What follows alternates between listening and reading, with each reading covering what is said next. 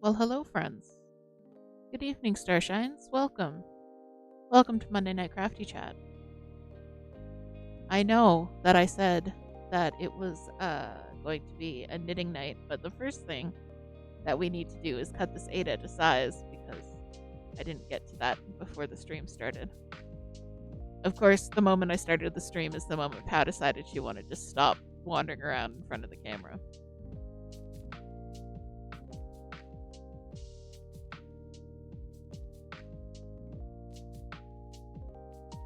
You doing okay back there, baby?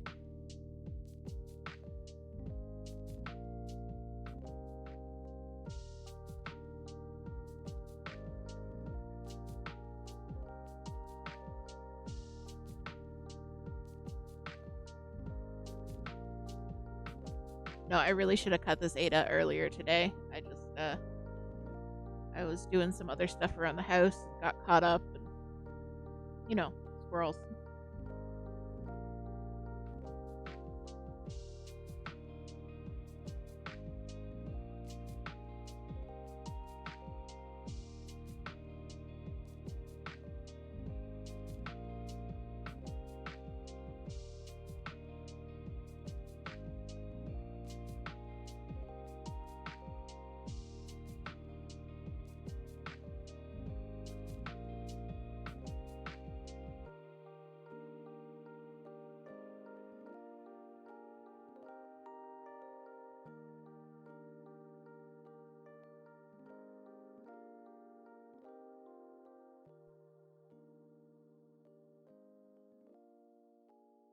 Almost, but not quite.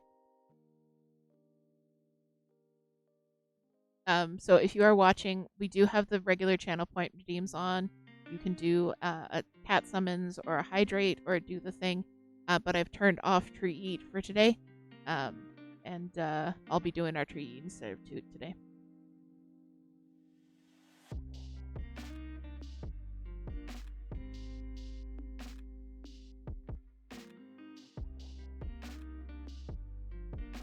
This piece of Ada is massive, but the project it's going on is equally massive.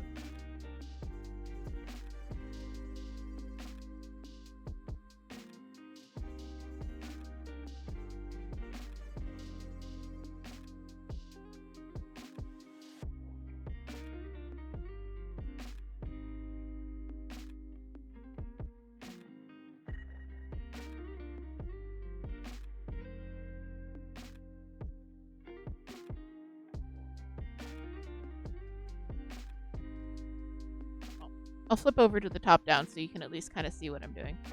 So, this blue line on my desk here is actually a tape measure. When I was decorating the desk, so you've seen the top of the desk with the scrapbook paper and the stickers. So when I was decorating the desk, I taped down a tape measure just along this edge here for exactly this purpose if I'm knitting and I just need to measure something quick. I don't need to look for a tape measure because it's right there.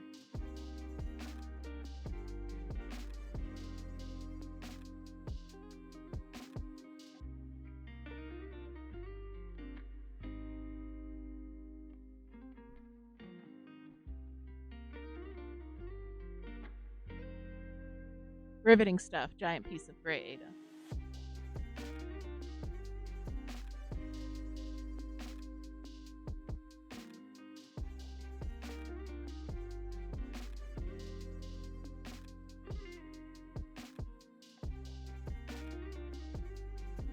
The project that's going on this is something like 36,000 stitches.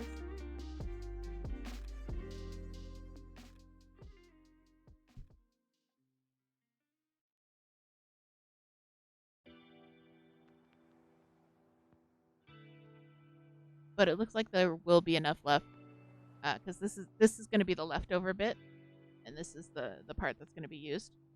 So there's a significant amount of leftover for future projects, which is nice.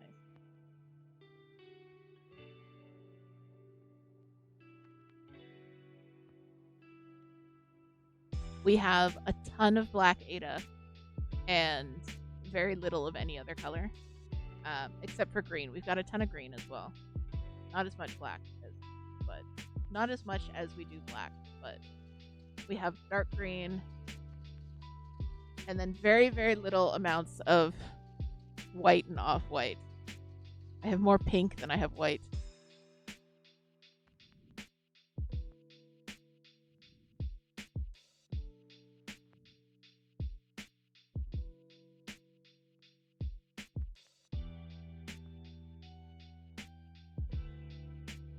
All right, perfect.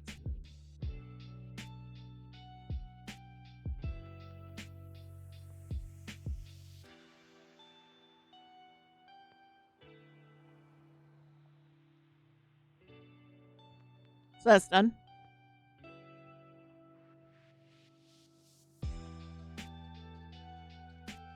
I have 2 Doom boxes of craft supplies behind me that need to be put away. Doom boxes, if you're not familiar with the concept, it's a term that comes from neurodivergent organizing communities, which do exist. And it's an acronym for didn't organize, only moved. And it's the box that you throw all of the stuff into when you're cleaning, and then you empty out the box later by putting things away instead of putting things away as you go. Because it makes good things happen in our brain to do it the other way. So the spare gray Ada will go into that Doom box, and this gray Ada will go over to Toot so she can start her project when she's ready.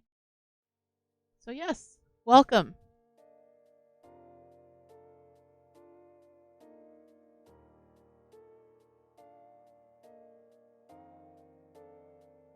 Welcome, welcome. It is Monday Night Crafty Chat. We are doing this setup with the camera over here. Hello. Because it's way more comfortable for me to sit this way.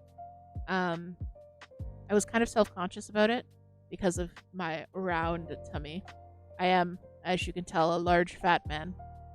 But I don't know. I didn't care as much today for some reason. I mean, I know just from my hand you can tell that I'm overweight, so I don't know what I was trying to hide by not having any of my body on camera. And I'm sure I've shared pictures of myself in the Discord as well, so.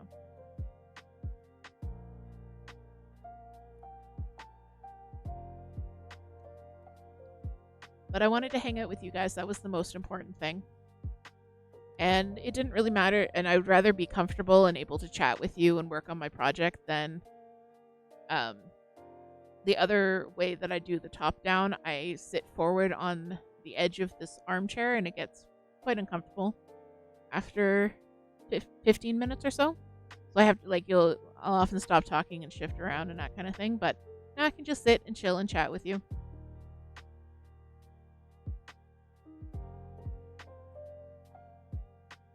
You might even occasionally see a cat because you can see some empty floor over here.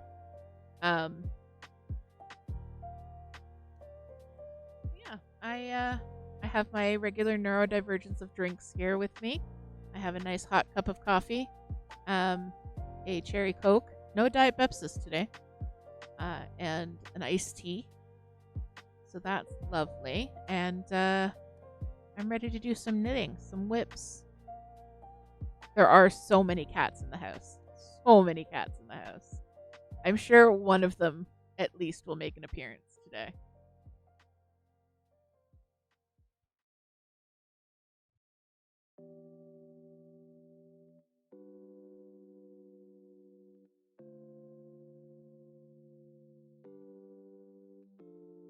Okay, so whip time. Today, as I talk, I'm going to be knitting.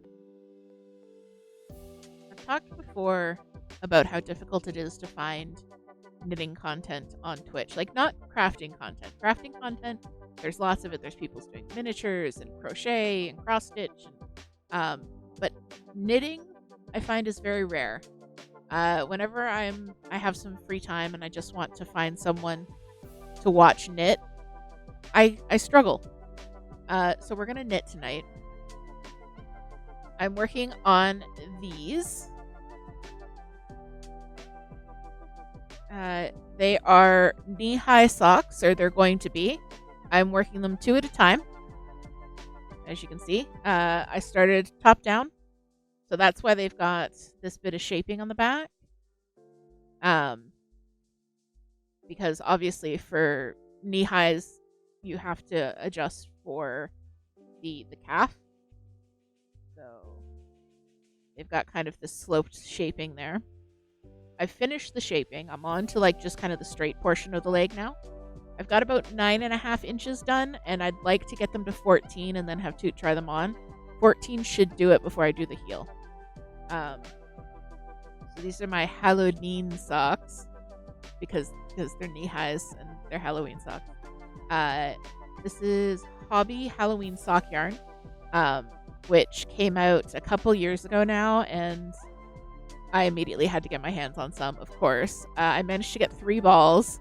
The one of the colors that I really wanted was sold out. It was called Vampire Kisses. And I really wanted them. You no longer want them after that pun. No, but they're Halloween socks. It's such a good pun. So this is colorway 2, which is Creepy Socks. And I've made socks in the past from Mean Socks and Scary Socks. You don't want them twice now? Oh no. Oh no, no, no. Oh no.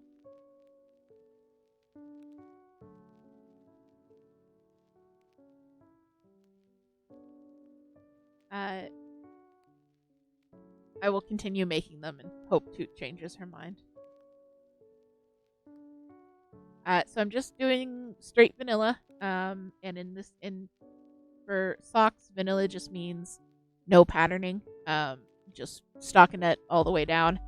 Everyone has their own way of doing vanilla socks. I usually do, for myself, I'll do top down, heel flap, and gusset. Toot prefers, or what fits her better, is a short row heel. So I'll do a short row heel and toe up or top down. Depends on the pattern. For these, I decided to do top down just because I find it easier to get top down socks started. And I also knew that the longest slog would be that top section. Which is true because these were supposed to be for Halloween last year. And we bought the yarn the Halloween the year before. So, top down. For the first 6 inches, I did shaping to get it down to 64 stitches, which is pretty standard for a sock. I'm using 2.25 millimeter needles, a 32 inch, I believe, cord, and these are just the Knit Basics, which I think is like the really cheap arm of the Knitter's Pride Knit Picks brand. These needles were $3 from Hobby, and they are the best sock needles I've ever used. I have chow goos, and I prefer these. Um,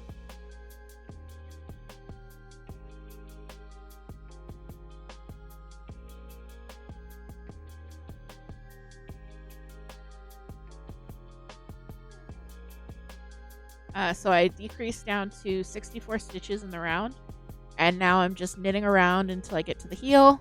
I'll do a pretty standard short row heel. I'm not doing a shadow wrap heel or fleagle or fish lips kiss, anything like that. Just bog standard short row heel.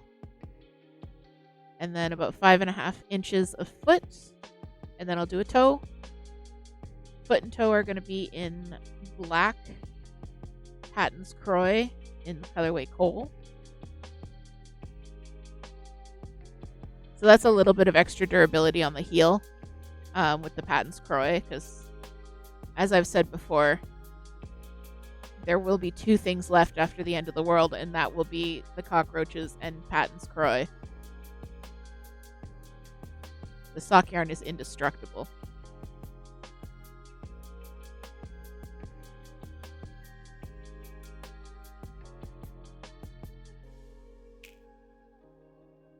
Also, it is self-striping, so I don't have to do any work to get this lovely patterning. I did have to do a little bit of work when I was getting the sock set up because I wanted the stripes to match. For myself, I like mismatching stripes, but Toot prefers matching stripes, so that just means winding off the cake into 2 skeins, and then making sure that each skein starts at the same point in the striping pattern. So it's a little bit more work on the front end, but if you get it set up right, you don't have to do any thinking after that. And doing them 2 at a time like this, if for some reason the patterning does go off, like there's a knot in a skein or something, I'm really easily able to catch that they're not exactly the same, because each row should be identical as I'm working it. And also 2 at a time is great because then I won't have to make a second sock when I'm finished. I'm just finished.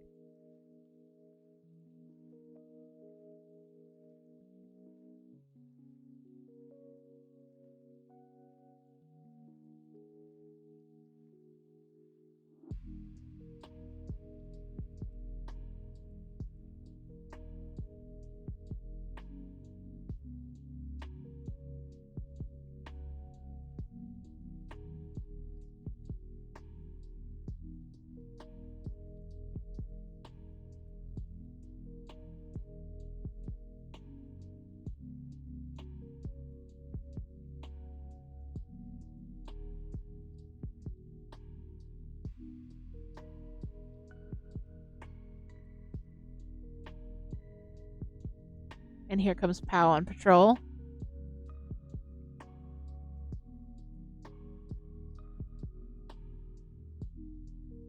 You know, 2 at a time is shortened to tat, but in your head it's always twat.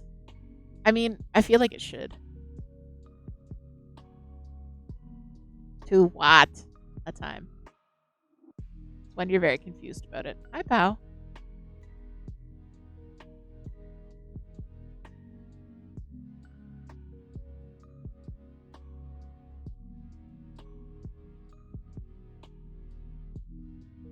Also, twat is a lot easier to say than T-A-A-T.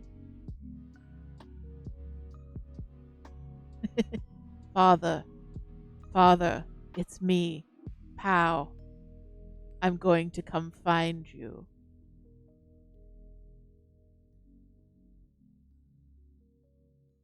Do not forget your scritches. Oh, okay. Mama does the scritches with the tree eat. Okay.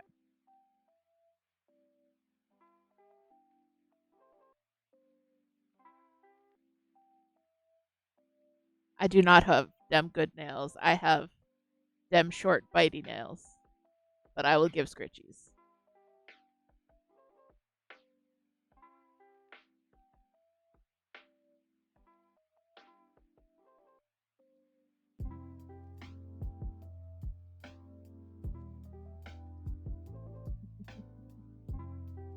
Also, please invite Auntie Moon to come over to give the good scritches. Auntie Moon would give the good scritches.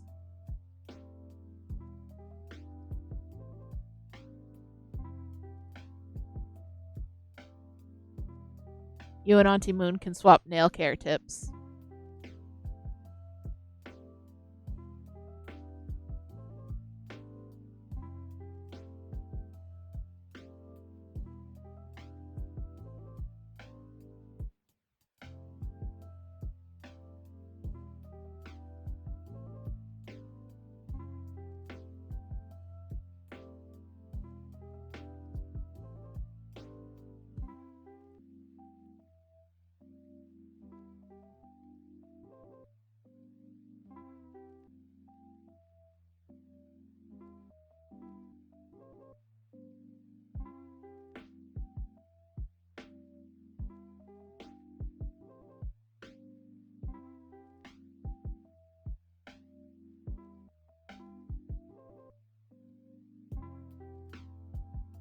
So I actually have this in a project bag. Usually my active project is just in a drawer.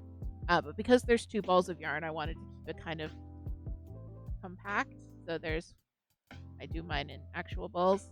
I only have 100-gram skein of the Halloween sock wool, but the skein does run long, so there's more yarn in it than there is in a typical sock yarn skein. And usually I only use about 40 to 50 grams for a pair of regular socks. So I'm hoping that I can get a decent foot length out of 1 ball for 2 knee highs.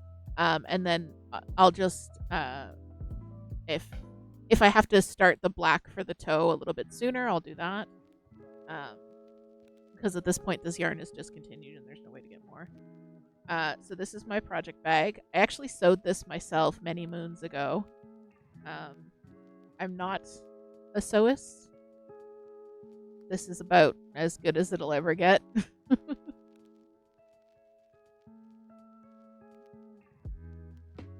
Very simple bag.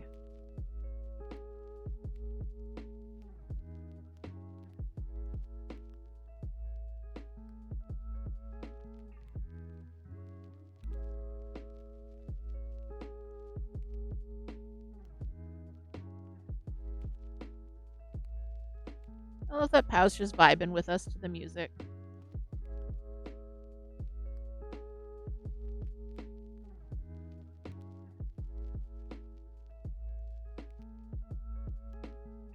She's being such a ham. She is a good one.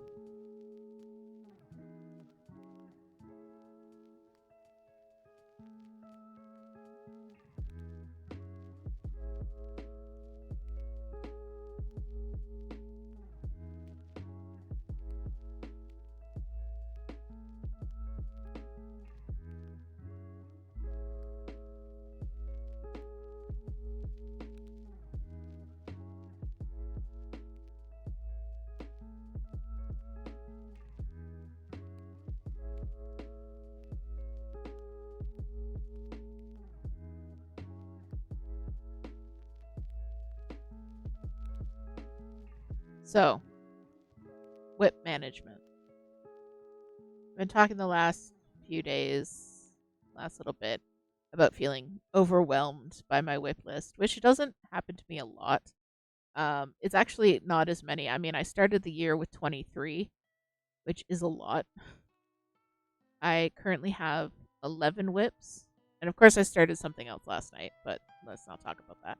Actually, we will talk about it because I pulled it out to show you guys because it's very pretty. But I started something else last night. But I was starting to get anxious about it. And I always say my stance on whips and stash is there's no such thing as too large until it makes you start to feel anxious and stressed. And at that point, it's too large for you. And you should probably figure out a way to manage that. So I've been feeling like unsettled about my number of whips and not knowing what to work on and feeling decision paralysis, all that good neurodivergent stuff. And then today, Uncle Martin, he has a YouTube channel, Knit365. and it's a video blog style knitting channel. I there are 4 YouTube channels that I watch religiously, as in as soon as they post a video, I watch it, and he's like probably number 1 on that list. But he is also a chronic whip haver. And I'm always reassured, because usually he has more whips going on than I do. And even now that's true. His last accounting was 13 and I'm at 11, so I'm still less than him.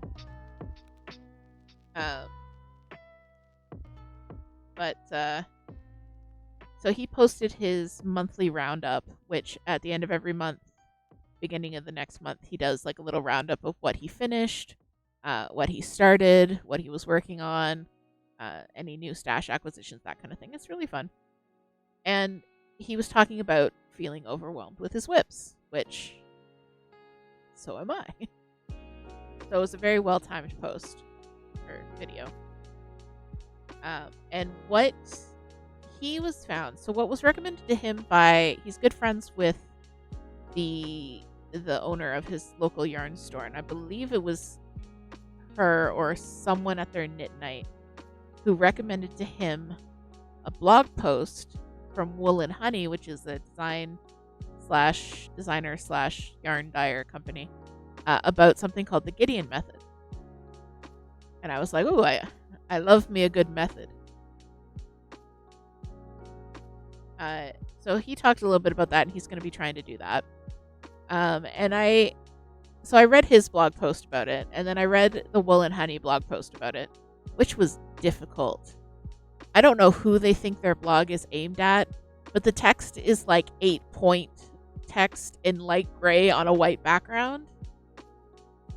I had to magnify and enhance. It was bad. I was like, I can't read this.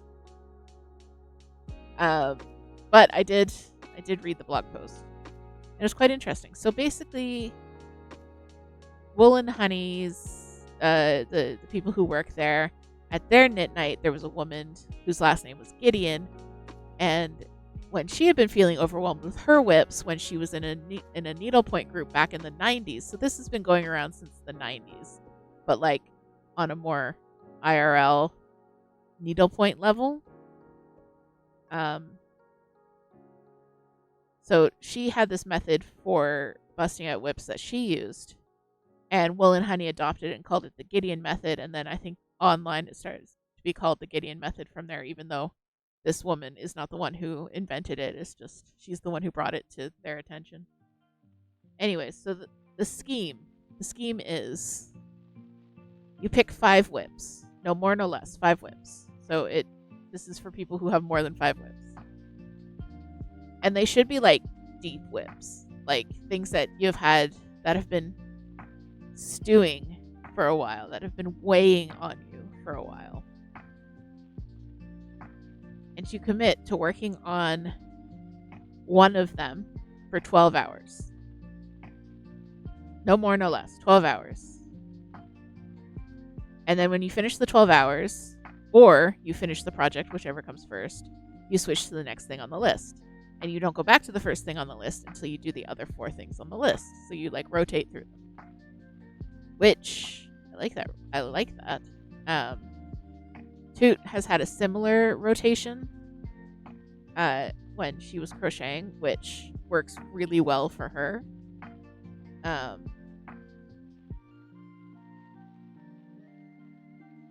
And it did work well for me when I did it. Because Toot, of course, is like, you just need to rotate your whips. And I'm like, oh yeah, okay, that's a great idea. And then I would do it for like 3 days, and then I'd be done. So, I don't know. I'm stressed about my whips. I think I might give this a shot. Because I like the idea. Because it's a good enough chunk of time that you can get a bunch done. But it's not so long that you start getting really antsy and you just don't want to work on anything. Because it isn't like 12 hours of real time. It's not like, from 12 a.m. to 12 p.m. that's your window to knit on that. If you don't knit on it, you move to the next thing anyways. It's like 12 hours of knitting time, which varies for some people. Some people that's a couple of days, some people that's a couple of weeks, some people that's a couple of months, and that's fine.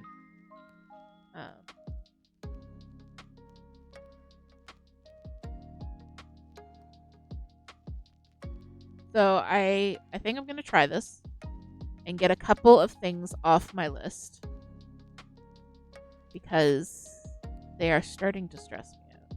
I actually frogged a couple of things that I was just not happy with and I didn't want to continue working on. I finished something, which is good. And then I started something last night, which is okay.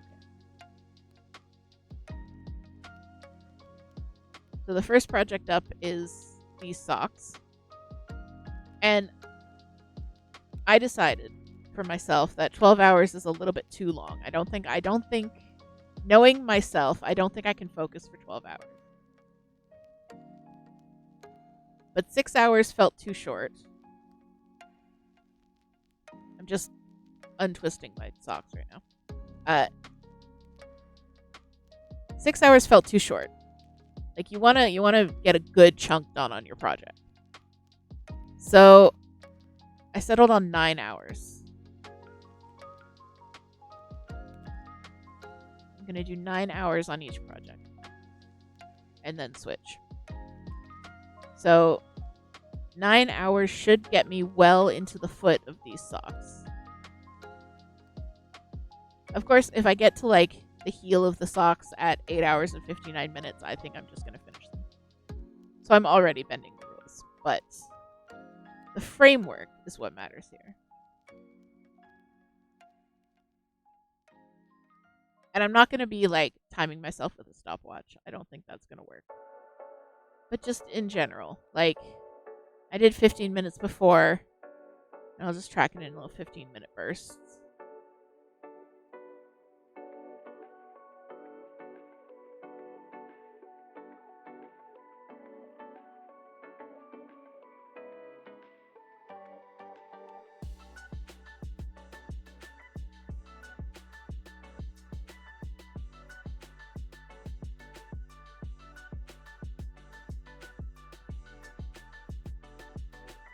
And then the idea being that as you finish things and they fall off your list of 5, you add something in until you've worked through everything or cast on new stuff in its place. So hopefully this will be a work through everything. I got down to 1 whip. There was a point a couple years ago when I had a single whip on the needles. Those were the days, right?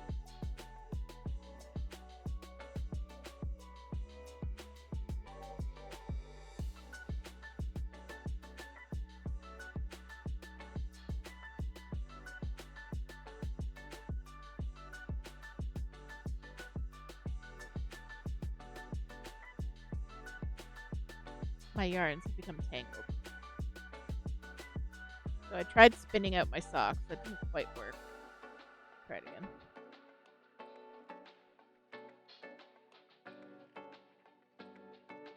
Oh, success.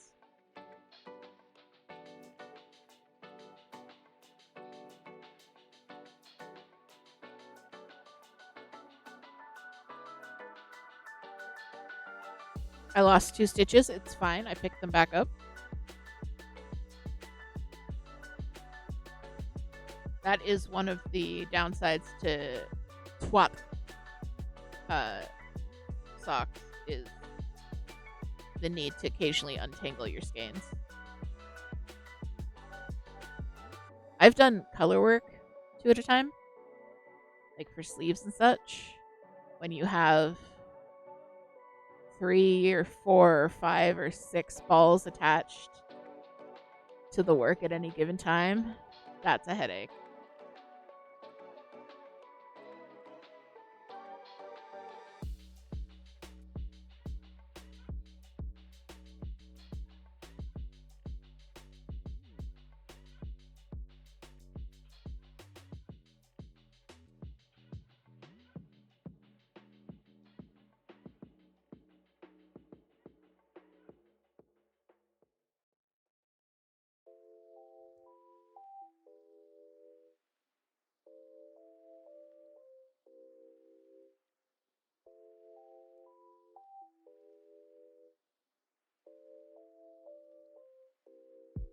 hydration.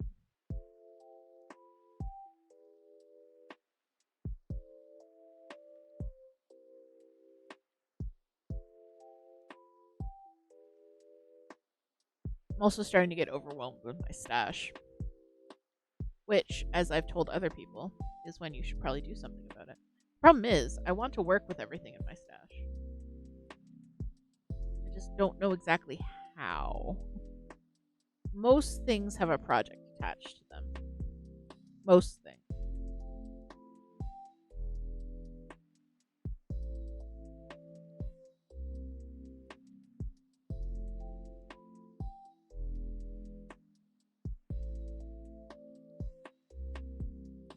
And I don't know if part of the problem is that I'm just bad at stocking the boxes. Like, I was trying to put some yarn away today, and I had, like, cakes going every which way. And I just couldn't get them all into the box. And I'm like, I know you all came out of this box. What is going on here? So, when Toot's feeling better, I'm just gonna get her help with reorganizing and hopefully that brings me some relief.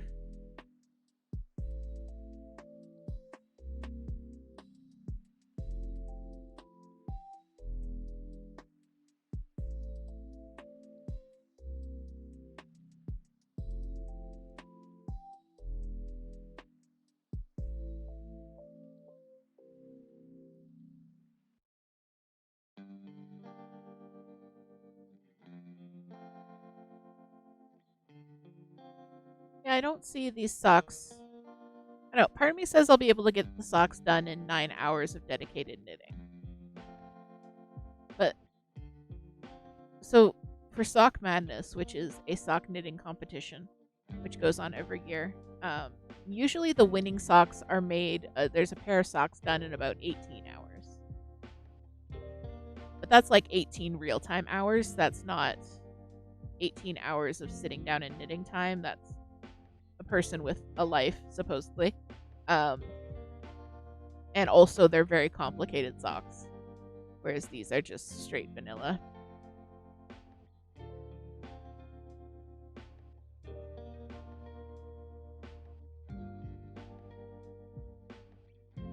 I recommend that if you do knit socks, that you discover what your vanilla pattern is and what fits you and what style you like, and that way, and write it down somewhere so you can just go back to it.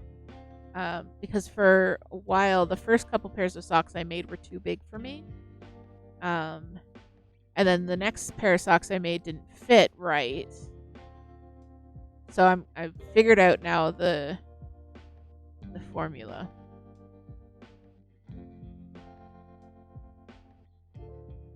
Heel flap and gusset definitely works better for me because I have like higher arches. And that just gives you more fabric around the arch part of the foot in comparison to a short row heel. So the vintage socks that I just made, those had a short row, those had a heel flap and gusset, but it was a very shallow gusset. It wasn't enough there wasn't enough extra fabric for my arches, so the socks are a little bit loose in the foot and loose in the leg, but really tight in the heel arch area. So they're staying up well, and once I'm wearing them, they're pretty comfy. It's just getting them on is a bit of a fight over the heel area.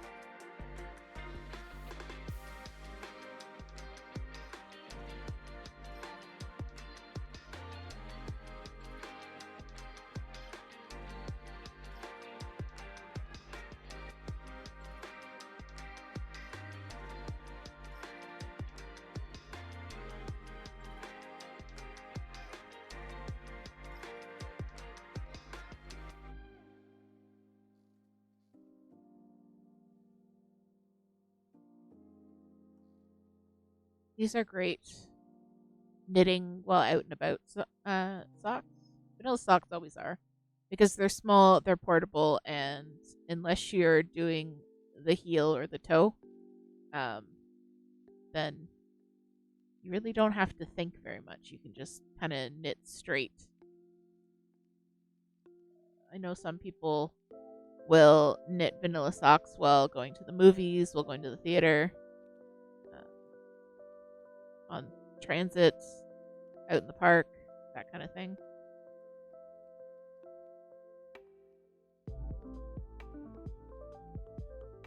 One of the knitters that I follow on YouTube, one of the 4 that I always watch all of the things that she posts, her and her husband love the musical Beetlejuice, and they lived in New York until just recently.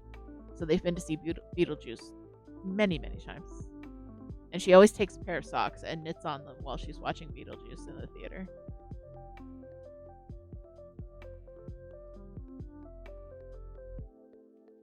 I know, I'm so jealous.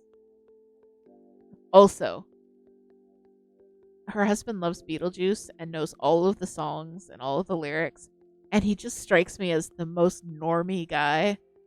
I'm like, are you sure? Are you sure Beetlejuice resonates with you? You seem way too normal for this.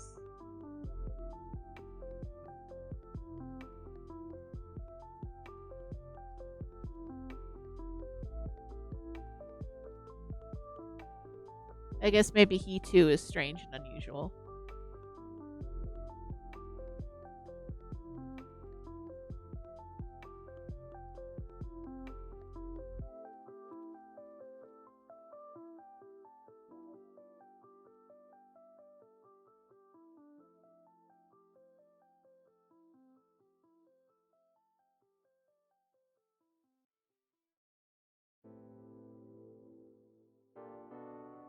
I really love the way these socks are coming out, though. They're so witchy.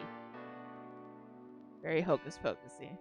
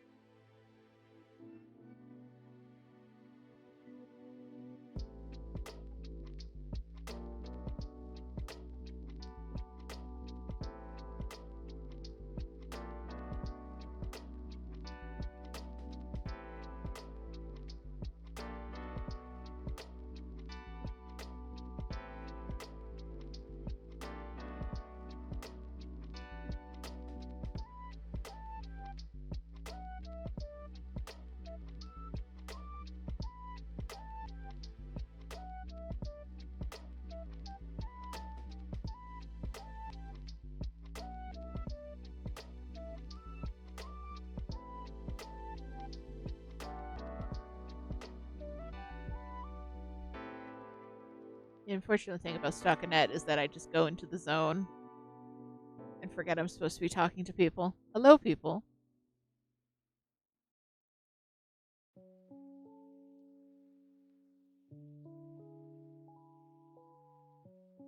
Knitting stockinette is like mining in a straight line sometimes. And I am at the point where I could do this with my eyes closed if I had to. It slides in the mention of mining in a straight line. Sorry.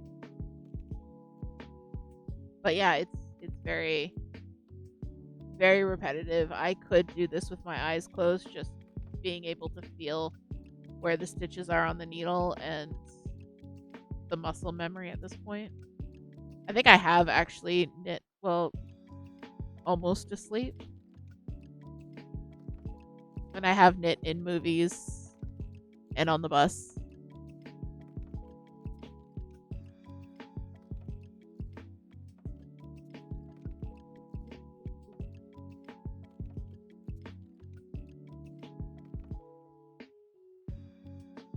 Stop rolling away.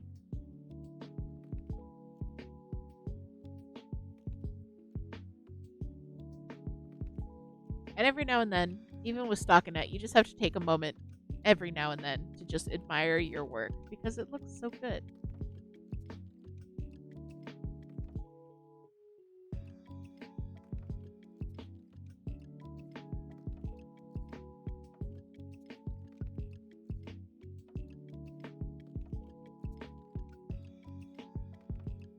Yep, 10 and a bit inches. Like I said, I want to get to 14 before I have to try it on, and then we'll see how long it's meant to be.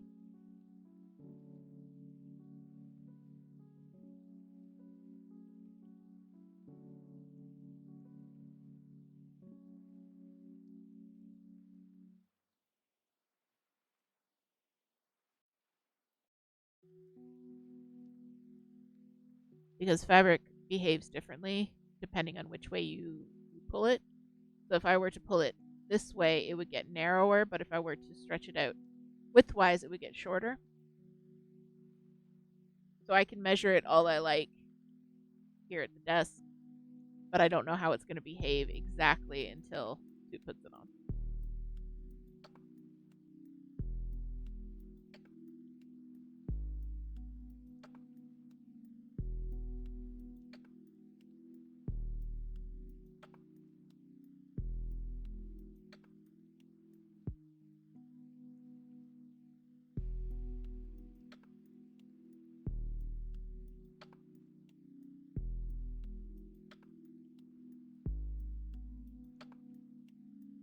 I really like the hobby Halloween and Christmas sock wool.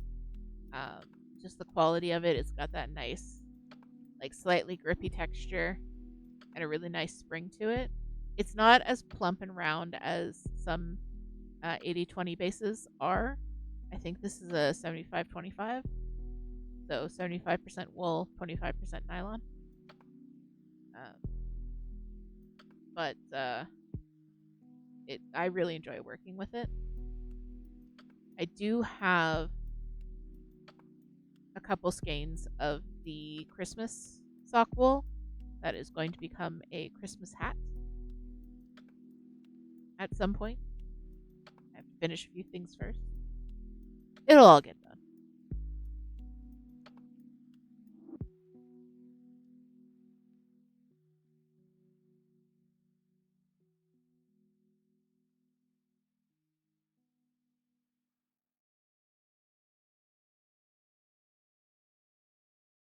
Thank you for the reminder, too. And if you're out there watching, take a second to hydrate yourself as well.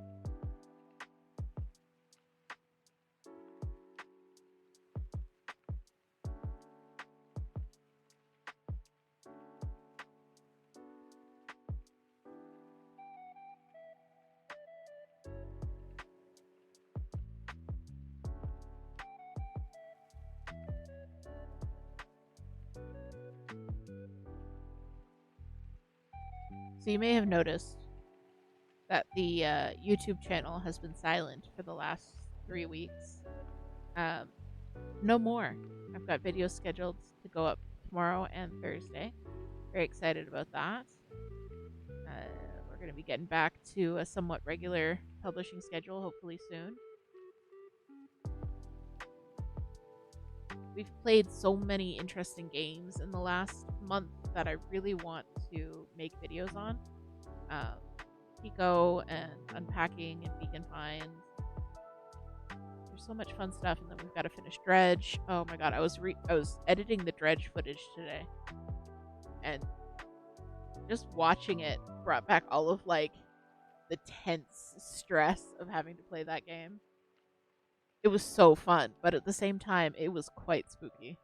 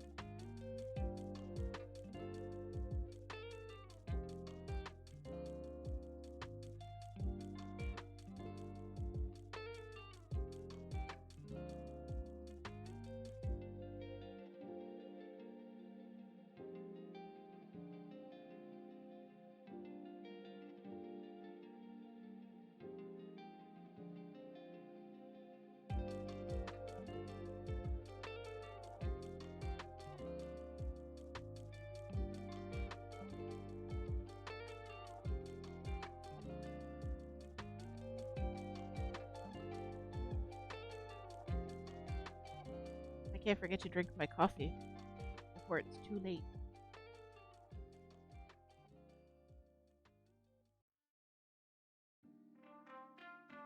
Let's be honest, it probably is too late, but if I'm up late, then maybe the Paleo servers will come back up.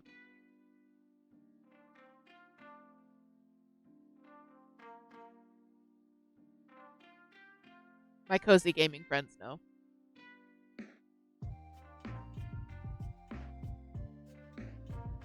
Palea is a cozy MMO, which has just opened beta testing, and I'm in the closed beta for it. And the servers have been down since noon today with no end in sight. I am jonesing. I was being good this morning, getting work done on stuff, and then when I finally had time to play, the servers went down. Oh well.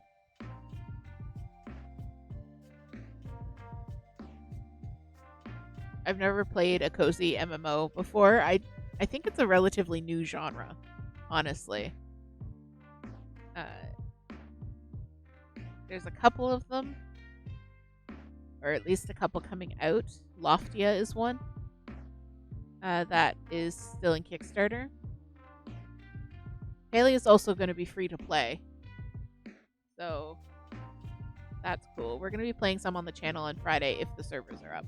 I'm going to have Dreamlight Valley on backup in case the servers are not up, but we're hoping for the best because I'm really excited to show you guys what's going on.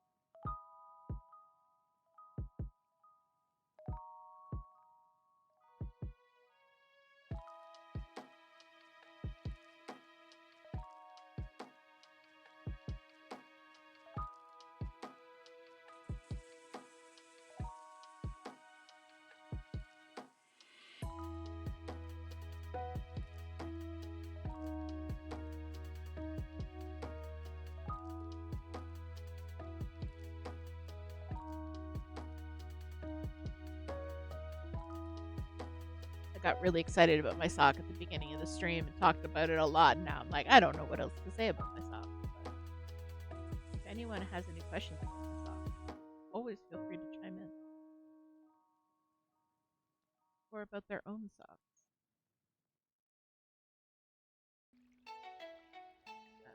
The method I'm using is called Magic Loop, where basically you make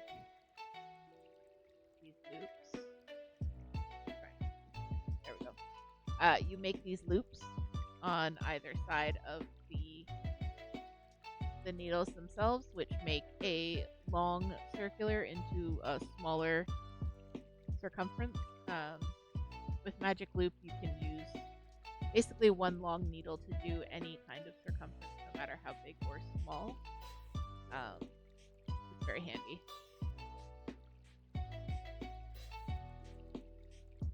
The other way you can do 2 at a time socks is with 2 circulars, where you would have basically one circular on the back set of stitches and one circular working the front set of stitches, which I've also done that method, and it works quite well. But once, and the reason that I've done that method quite often is because I couldn't figure out how to do Magic Loop for the longest time. And it's one of those things where, like, you can read about it and then watch a video and then read about it.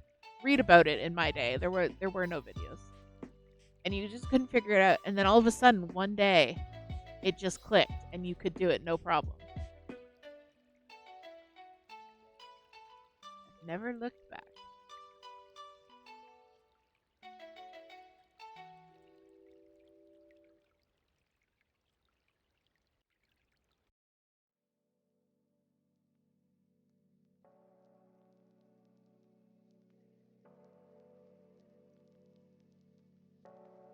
You can kind of tell that these are my favorite needles. Not because they're bent. I'm not as tight a knitter as my great-grandmother was. But let me finish this stitch and then I will show you. You can see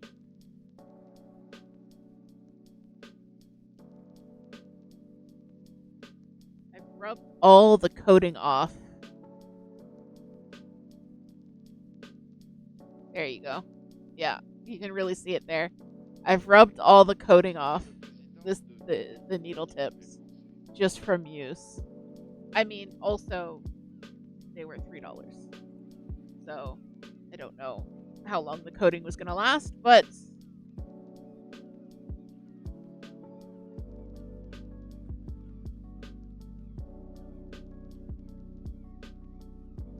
yeah, Knit Basics I got them from Hobby in one of our orders. They have been very good to me.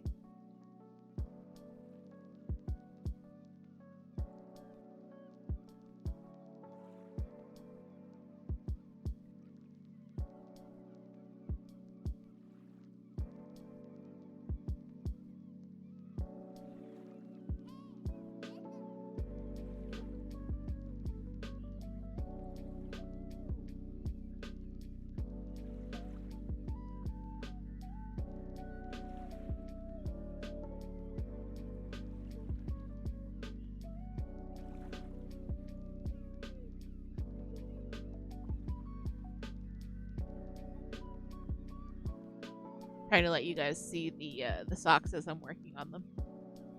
A little bit more interesting visually.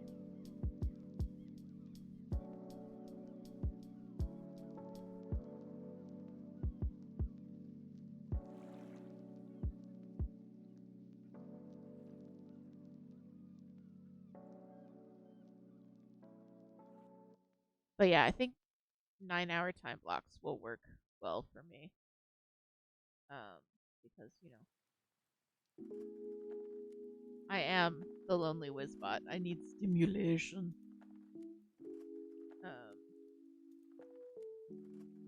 And I need enrichment in my enclosure with new things. but I would also like to finish some of the older things.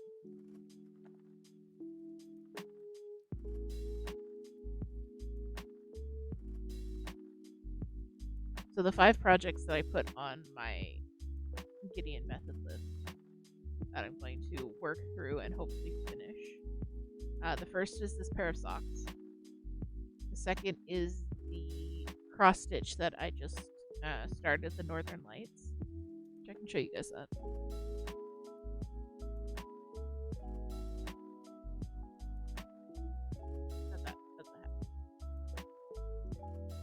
So this is the cross stitch I just started. It's a deer standing in front of the Aurora Borealis. At least it will be. It's super pretty. I'm trying out the parking method.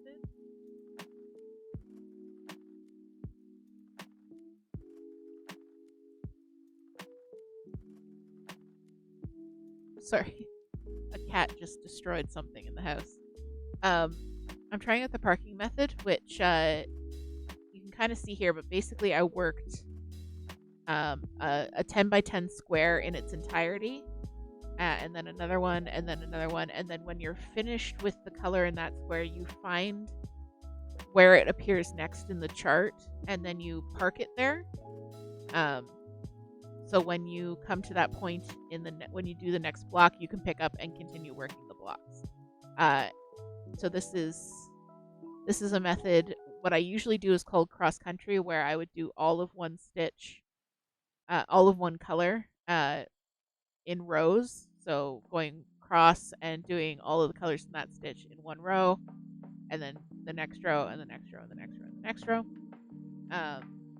Whereas this is, you do an entire 10 by 10 at once. So this method is often suggested for full coverage pieces, which means when this is finished, there's going to be you're not going to see the Ada at all. Every space has a stitch.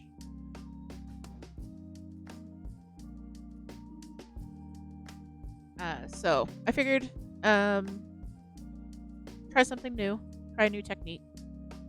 So there's that. So this is going to be one of the projects.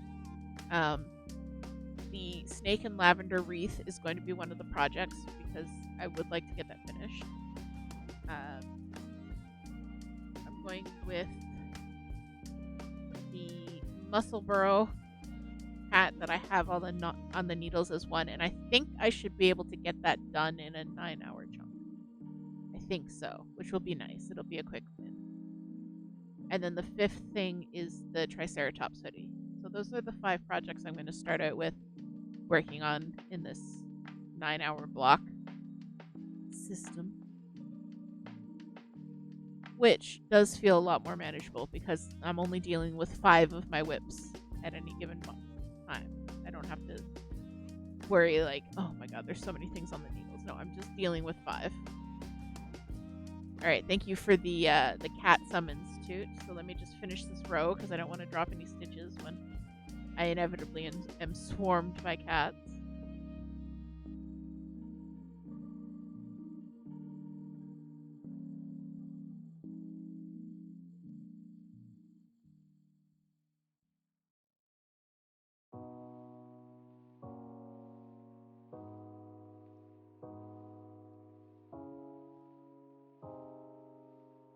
Oh, poor Bells.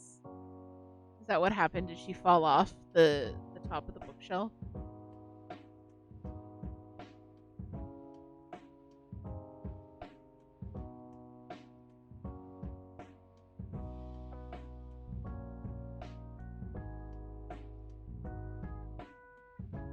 All right. Treats. Oh, she stretched and her bed slid off. Poor baby. You have to come over here. There we go.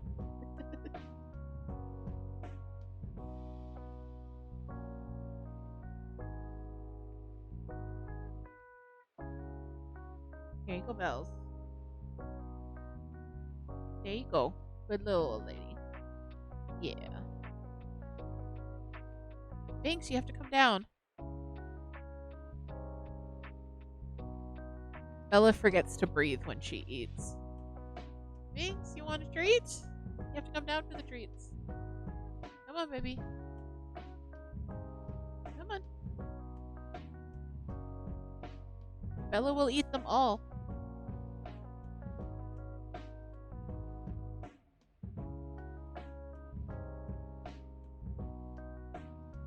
Poor Bella, you've had a rough day. I'm sorry. There's one there.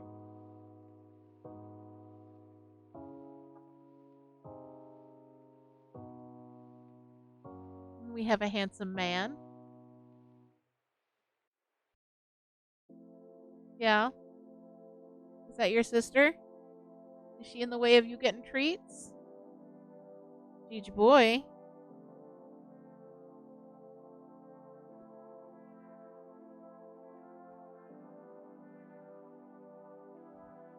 Gigi taking his treat where it is safe.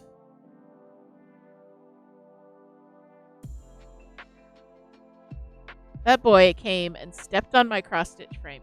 Okay. That's it. That's it. No more treats for Bella. Okay, one more treat for Gigi. He came and sat directly on my cross stitch frame.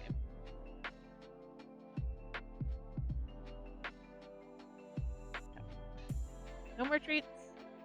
They're all gone. You want treat dust? You have to lick Daddy's fingers. No, not bite. Lick.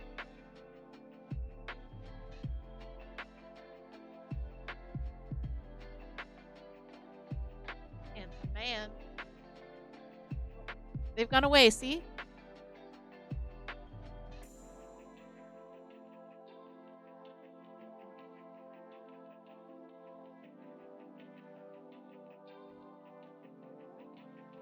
Belly, you want to cuddle? Or you're only here for the treats?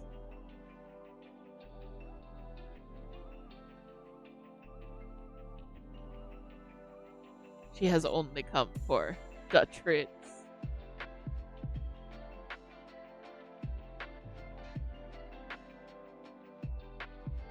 There's no more, guys. I'm not hiding them. There's just no more. No more treats in the entire world. The president called. He said no more treats.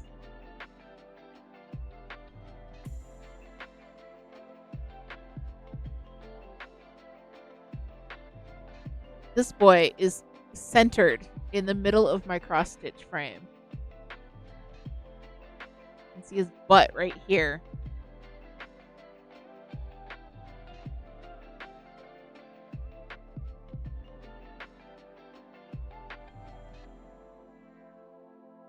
Are you a good, handsome boy?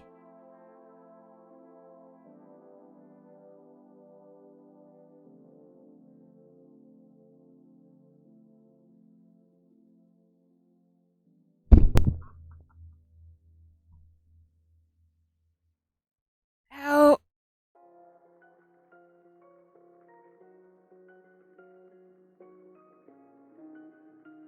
I have regrets.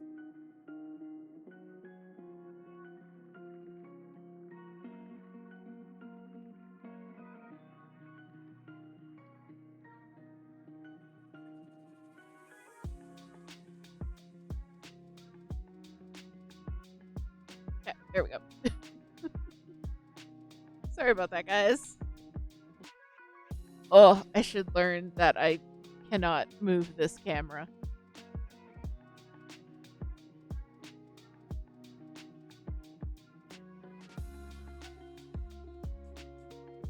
That's not where it was, but this is okay. This is fine.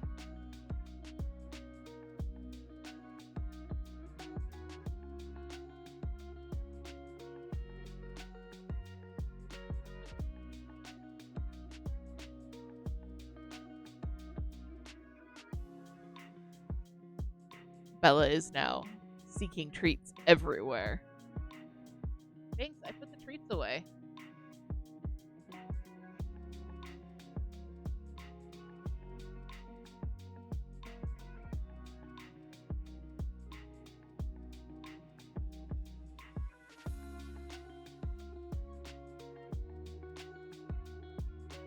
That's okay. You just want to be on camera. Hmm.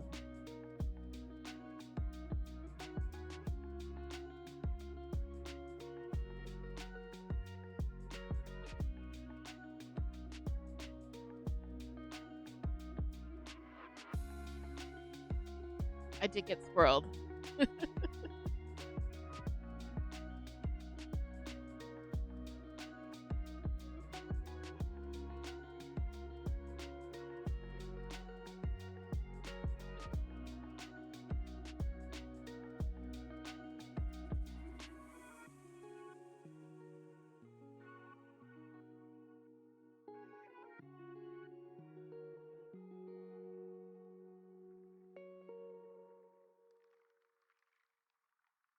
Sorry about the camera, guys. I think when I moved it, it got weird with light.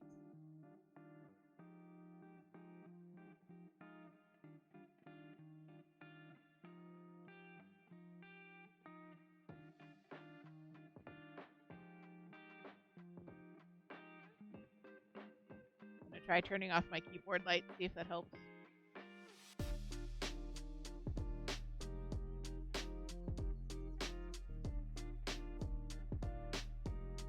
And now Banks is sitting completely properly in the square of my cross stitch.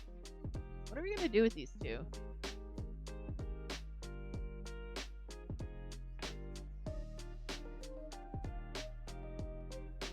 Right, feed them. Feed them treats.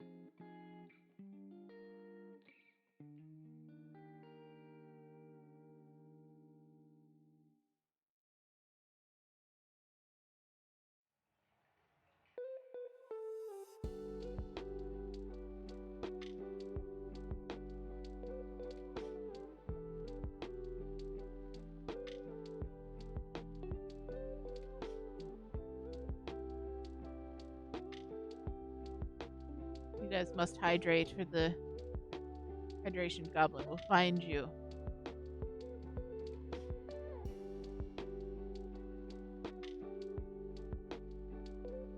I've hydrated and appeased the Chaos Goblin.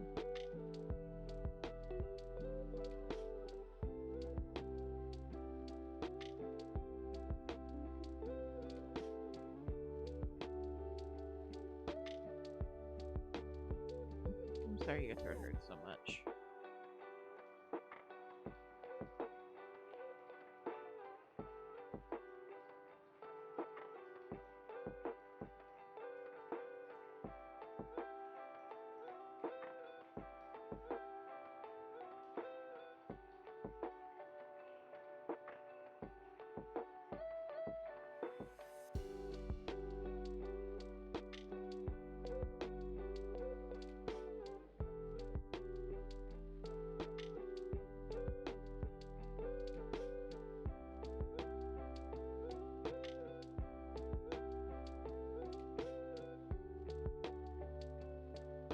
If I'm going to be working on this for 9 hours solid, I might switch to a yarn bowl instead of the bag. My yarn bowl is currently holding squishmallows. Maybe I'll grab it when I get up for treat eat.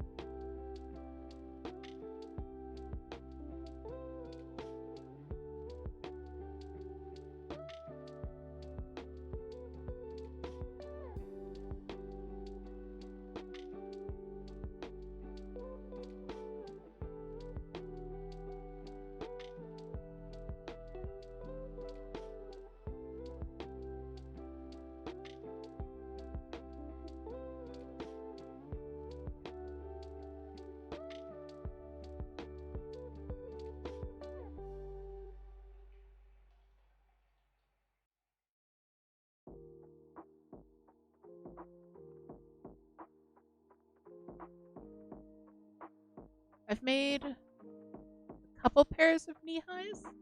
Yeah, 2 pairs of knee highs for Toot before. One was, both of them were to a pattern. One of them was a watermelon piggy sock in worsted weight, which was super cute, but turned out just way too big. So I sewed some elastic in there.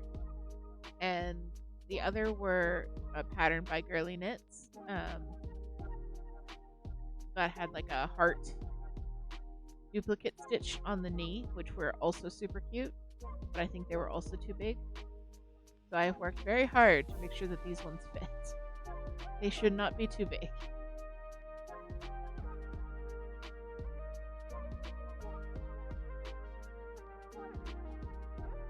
Conventional wisdom for knitting socks is that you want them to be snug, so to have negative ease, which means that you want the finished piece to be about 10% smaller than the measurements of the actual foot that it's going to go onto, because that extra 10% that it has to stretch is going to make it stay in place.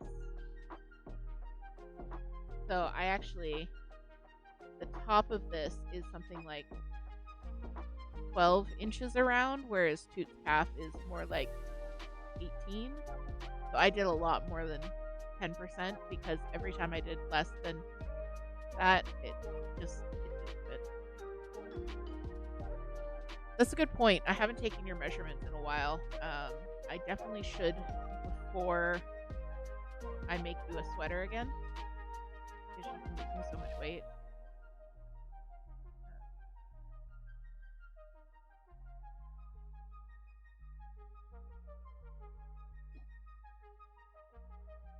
Try to keep a running log of Girly's measurements.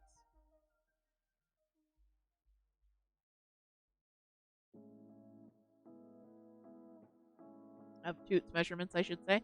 It's a good idea if you knit for other people to just keep their measurements on hand, or like ask them one time, can I take a set of very specific measurements of you or of your favorite shirt, and then just hold on to them for the next time that you want to make them something, and that way you don't have to get measurements all over again. But that only works if their measurements aren't changing. And also, I don't knit for other people other than Toot, so that's why I only have one set of measurements in my book. I don't even have my own measurements in my book. I measured my favorite hoodie, and I just make everything that size. Ease, don't know her. It's all hoodie sized.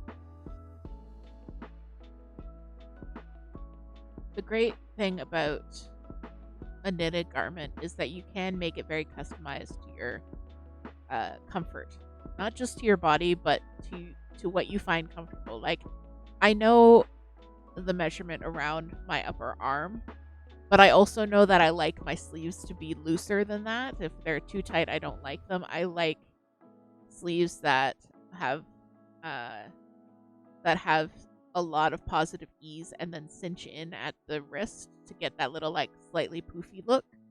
That's my favorite kind of sleeve. Whereas Toot prefers a very tight sleeve, so I always do hers with.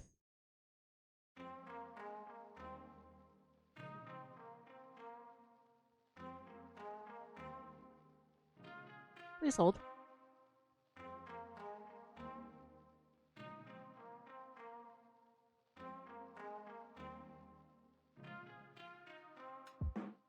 Um, I always do Toot's sleeves with negative ease. I do Toot's entire garment with negative ease because she likes that fit. Whereas for myself, I prefer a lot of positive ease. So that's the kind of thing to keep. So it's always good to not just have someone's measurements, but to have the measurements of a piece of clothing that they like. And you can just lay that out and measure the actual fabric itself. And that way you're getting a fit that they like as well.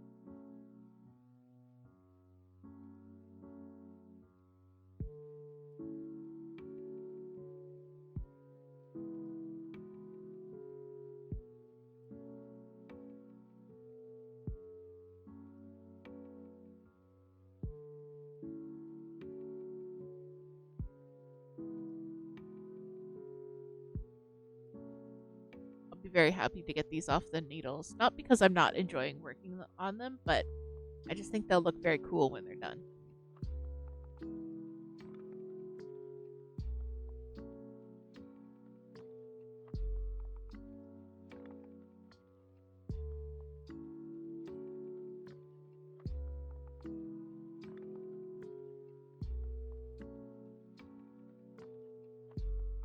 There are a couple patterns for witchy knee highs that I've looked at.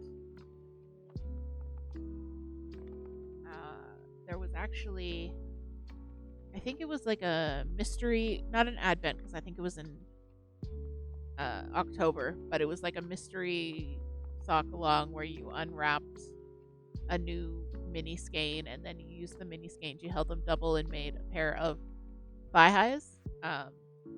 And they were all like spooky hocus pocus colors.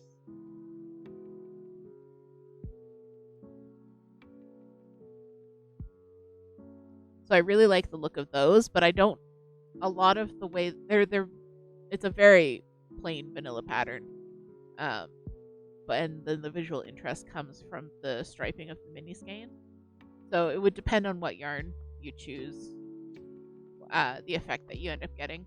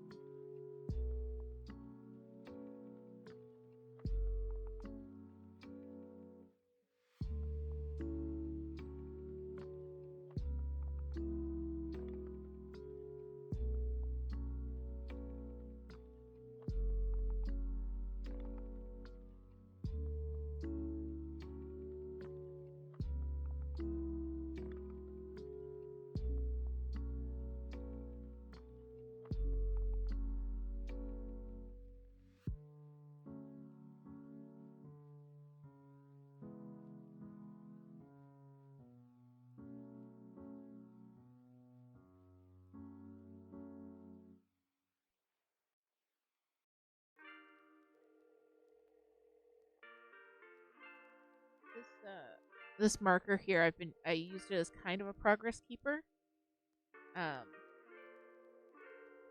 You can see it's just in the side there.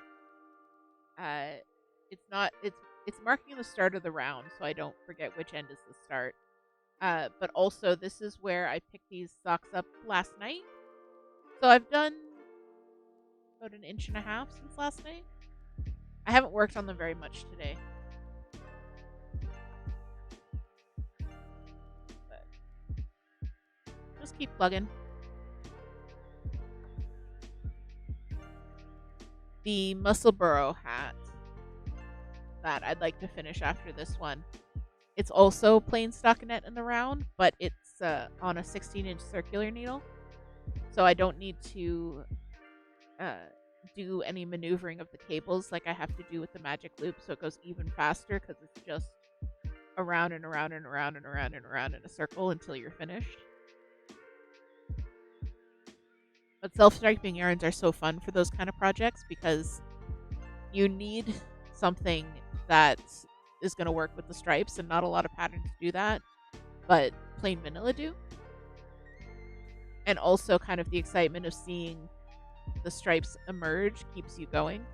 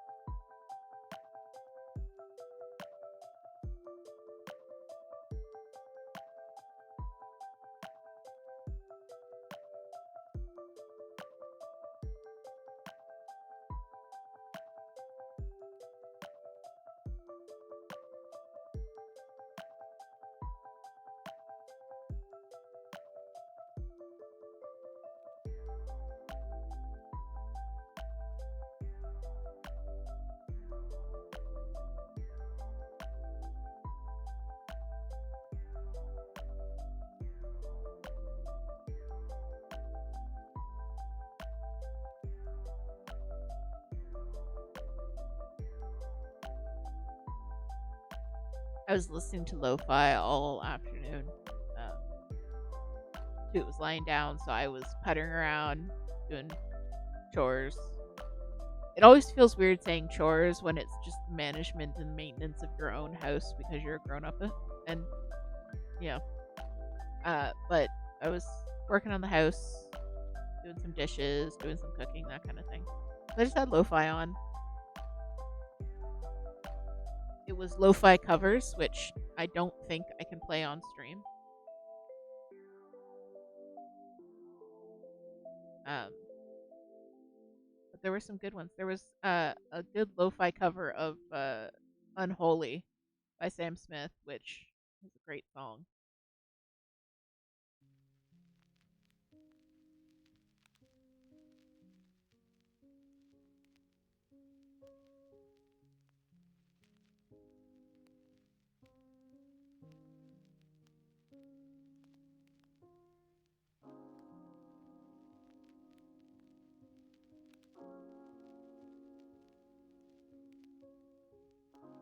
My favorite ones are ones like this that have kind of the crackly audio effects.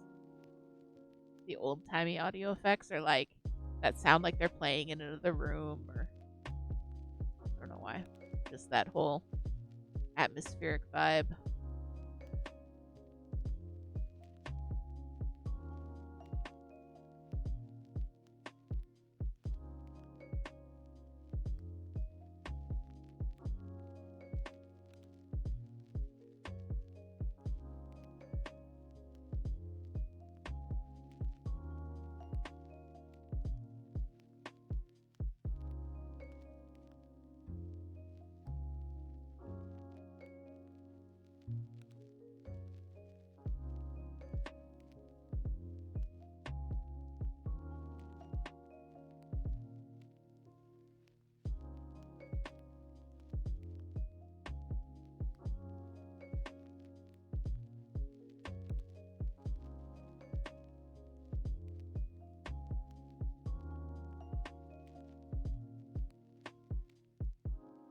Like I said, I decreased for the back of the calf down to 64 stitches around, which is a standard sock, standard medium size sock.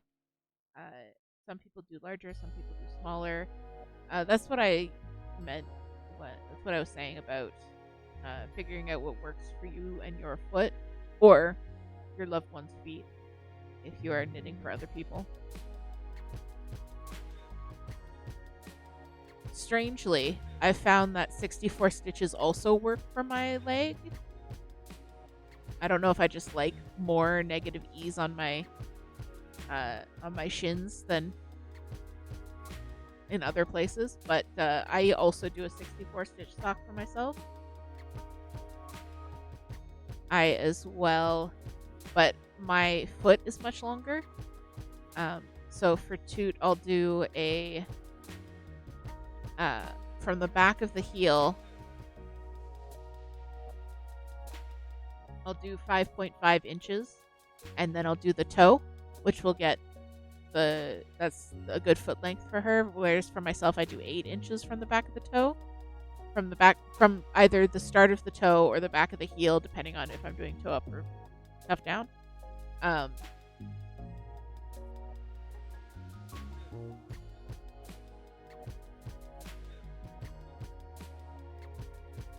Which is nice when I'm working socks for Toot, because that's a 2.5 inches I don't need to do.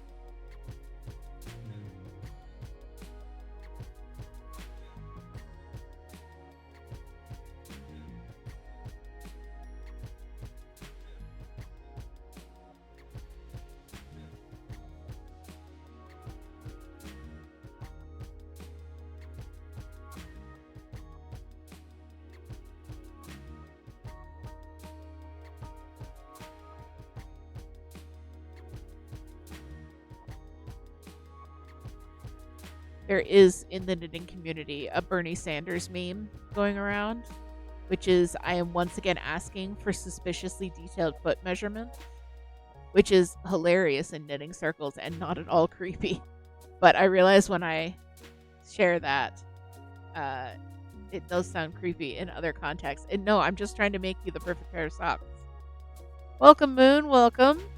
We are working on some vanilla socks tonight, listening to some lo-fi. Talking about my plans to manage my unmanageable number of whips. It's funny because I call myself the king of unsustainable number of whips. The king of far too many whips. And yet, here I sit, 11 whips in, feeling overwhelmed. No, that's a lie. I have 12 whips. I started something 2 days ago and I haven't made a note of it anywhere. But I need to count it as a whip if I'm going to be honest. I'm going to be honest with myself. I have 12 whips. I couldn't resist. I can never resist. This is why I need a system. This is why I need some discipline. Toot has discipline. I do not have discipline. I am all over the map. But I started the boatside hooded muscle tee, which has been on my radar since it was first released a few weeks ago. And it's a hooded muscle tee in cotton. It's loose, it's light. I'm hoping it will be a summertime alternative to the Dysphoria hoodie.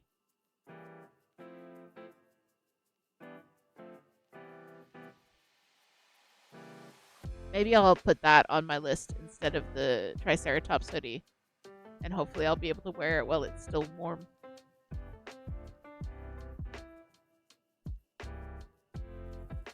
And Toot putting up the prediction for our tree eat. So we're going to do a tree eat in about half an hour. Today's prediction, we have 2 contenders. So you can gamble your channel points on which fruit Hal will go for first during her tree eat. It is strawberries versus peaches. So we're going to have that up for the next 20 minutes.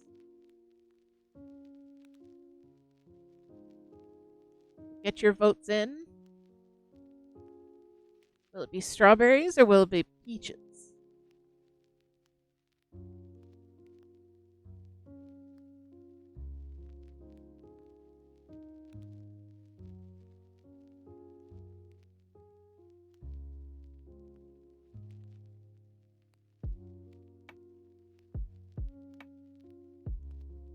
Yeah, I was basing that 11 number on my whip list, but I haven't started a project page for the hooded muscle tee. I've been lying to myself about starting too many whips. It's getting that bad.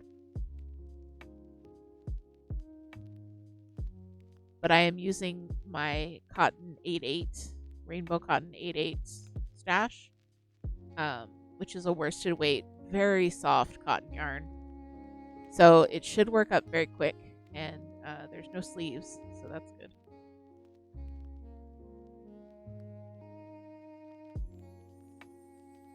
And I'll be doing it in stripes because I don't have enough of any one color to do the full thing. So I'm just going to be doing some random bright stripes. You know me. It's going to look weird.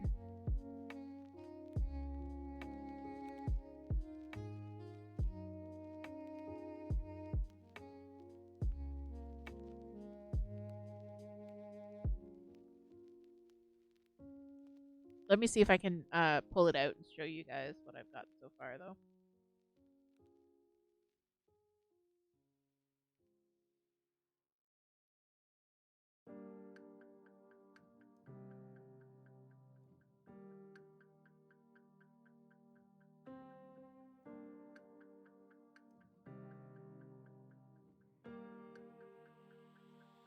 My color choices so far are making it look a little Harley Quinn. But I've got some like bright pinks and yellows, and greens and things to come up. So I'm hoping that doesn't stay. So this is what I have so far.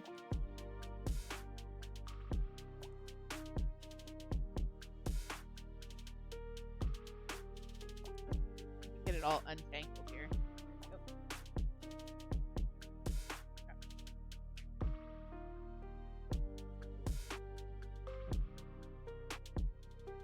So it's got a split hem, which means there's like that little slit up the side. So I did, which you accomplish by basically working 2 pieces separately and then joining them in the round. So I did the 2 pieces in 2 different colors. So like this will be the front and this will be the back, or this will be the back and this will be the front. I haven't decided yet. And that's the split hem. And then just moving into this beige stripe.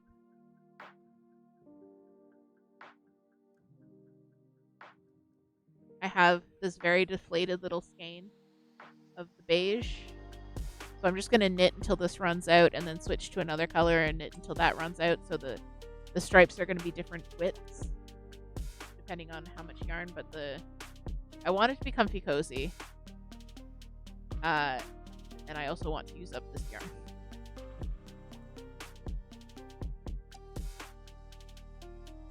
It's so soft. Like every time I pull it out, I'm just touching it. It's so soft. But the color palette is very Harley Quinn at the moment. That's all I can think of.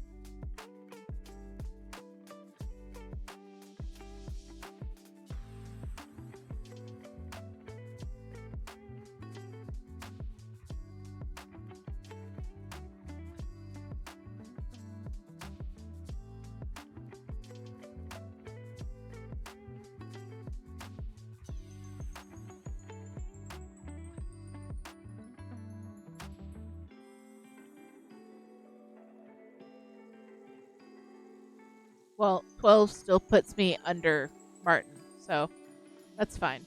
Everything's fine. It'll all get done.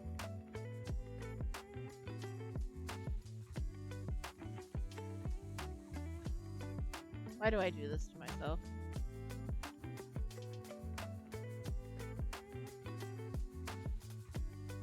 Alright, I know why I do this to myself. I am the lonely Wizbot and I require stimulation.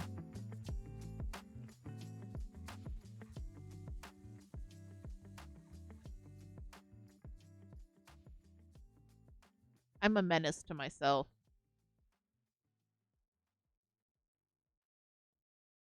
I also tend to use casting on new projects as a coping mechanism, which is not great. But whenever I'm feeling sad or depressed or upset, I start new projects.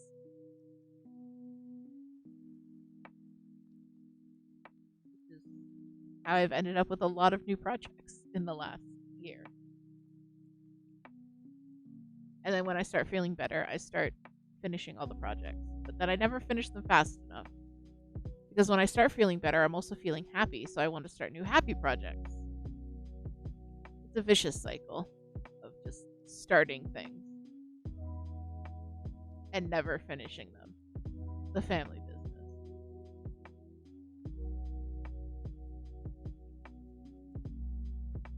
Starting things, clothing people, the family business. I don't know what's gotten into me today. I'm just dropping references left, right, and center.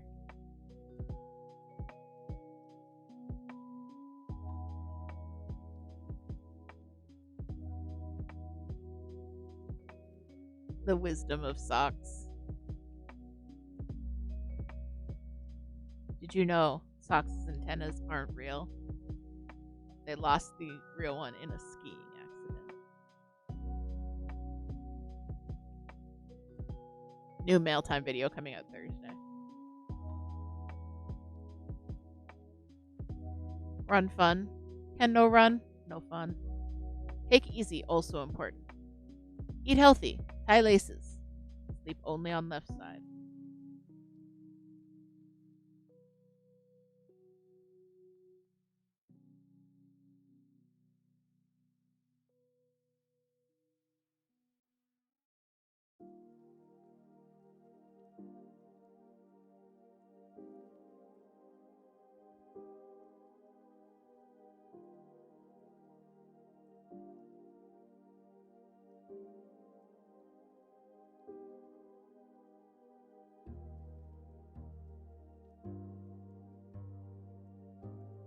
almost just knit my socks together.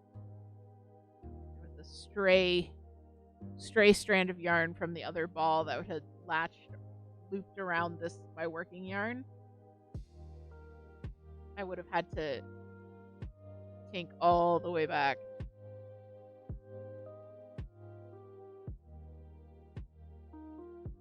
Tinking stitches is different from frogging stitches. Frogging stitches is when you take the needles out and rip out the yarn, which is why it's called frogging. You rip it. It's a joke. Tinking is when you knit backwards, because it's the word knit spelled backwards. And it's a much more laborious process, but if you're only going a few stitches, it can be faster. And if you're trying to do something complicated like lace or decreases, sometimes tinking is a lot easier than ripping. The knitting community does need help. We've gone too far.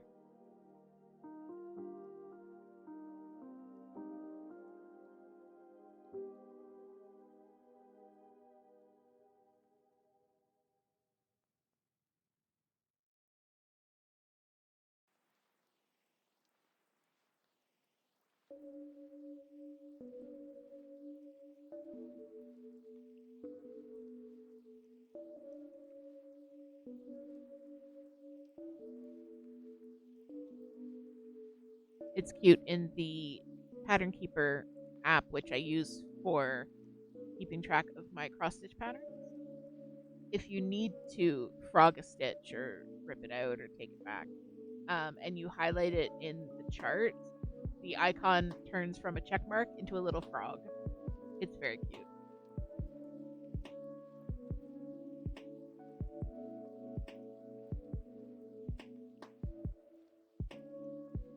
Speaking of frogs, Claire Garland just put out a pattern for a bat.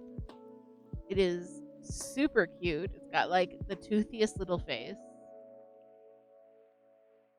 Would be very difficult to make a cute little sweater for, though.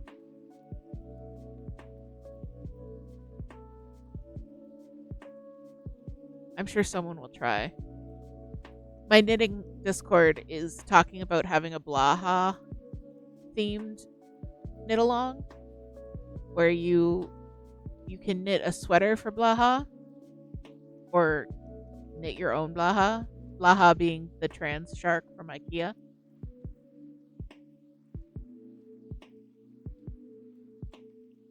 Apparently, patterns exist for both sewing and knitting Blaha a sweater. He is a very cold shark. The knitting community does indeed need help.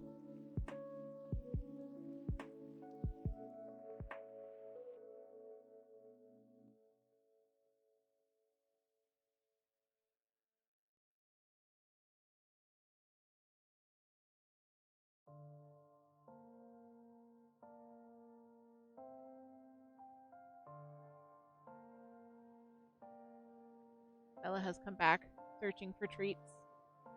Bella, there are no treats here, only internet stardom. Yes, that's right. Pose for the camera. You're so pretty.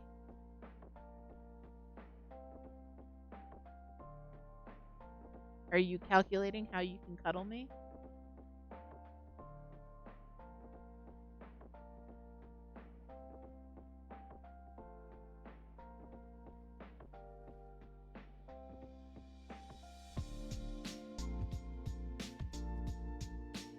Yep, we are moving into a cuddle position. She'll do this a few times and then she'll settle. Baby, I'm getting up in like 7 minutes to feed your sister.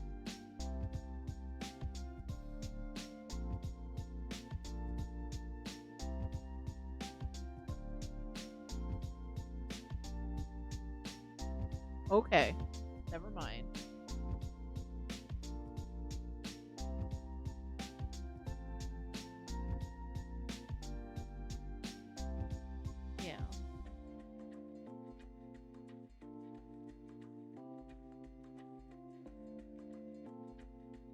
Yeah. Yeah. Crafting time is cuddling time.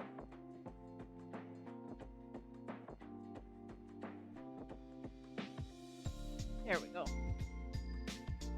This is where she tucks up on my chest.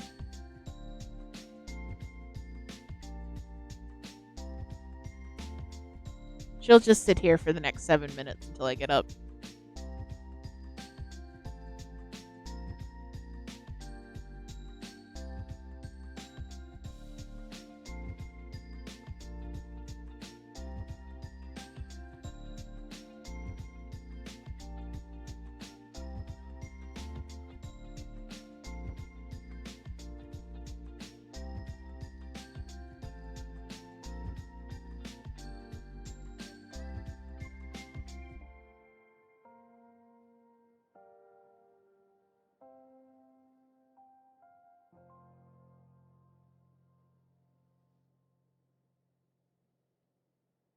Her chin is resting on my arm. She is drooling happily, moisturized, thriving in her lane.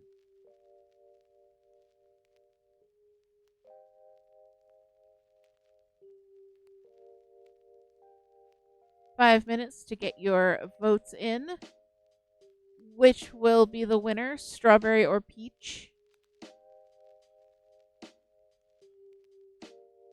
Bet those channel points.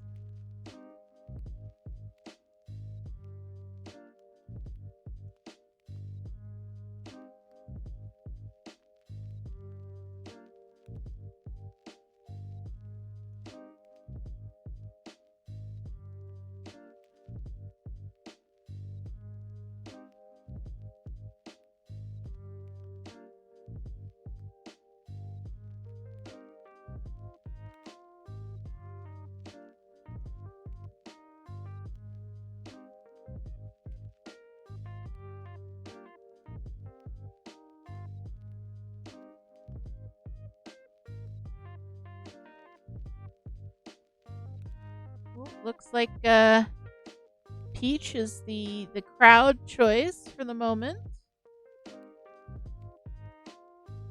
We'll see. We'll see.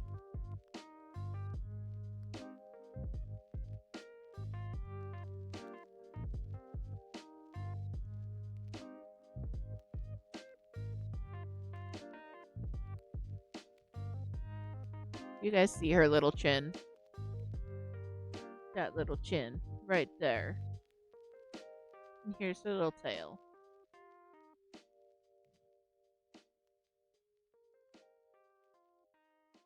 This is how I craft. This is how I play video games. This is my life. Because she'll do this.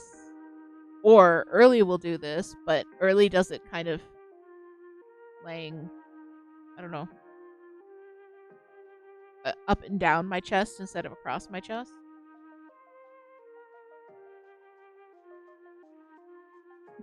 You wish you had a chest cat. Having a chest cat is pretty great. Not gonna lie.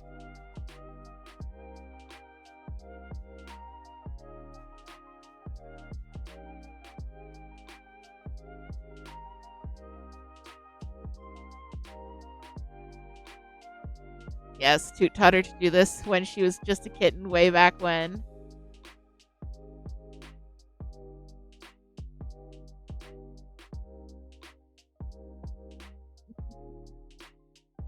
So you got 3 minutes to get your votes in. We're going to be doing a treat eat for Pow. Do you think that she will be eating peaches or strawberries first? Peaches or strawberries?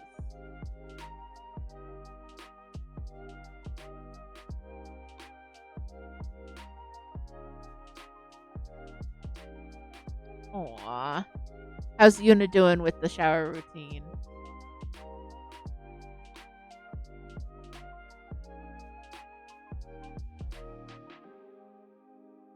Beauty. Beauty boo-boo.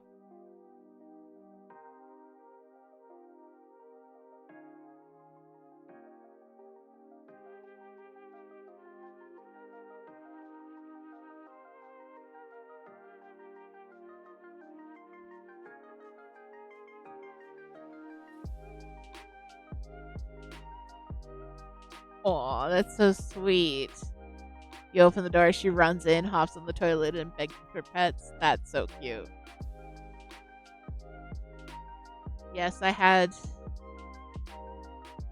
a bath earlier, and I had 3 of these little demons harassing me.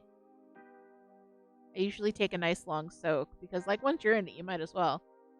But no, they were worrying me, so I got up and checked and made sure they had everything they needed. Of course they did. They were just being jerks.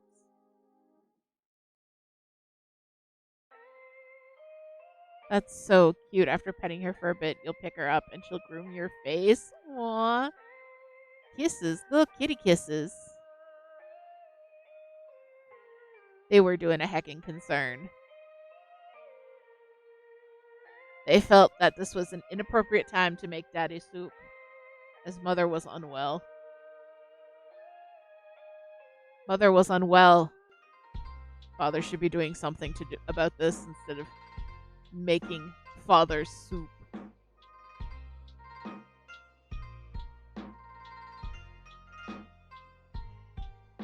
All right.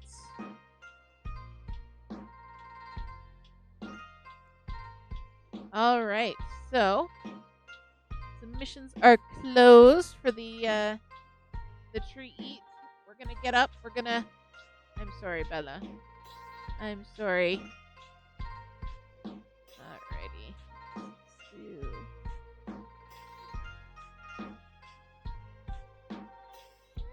Alright, I'm just gonna run and do that tree eat real quick, and I will be right back with you.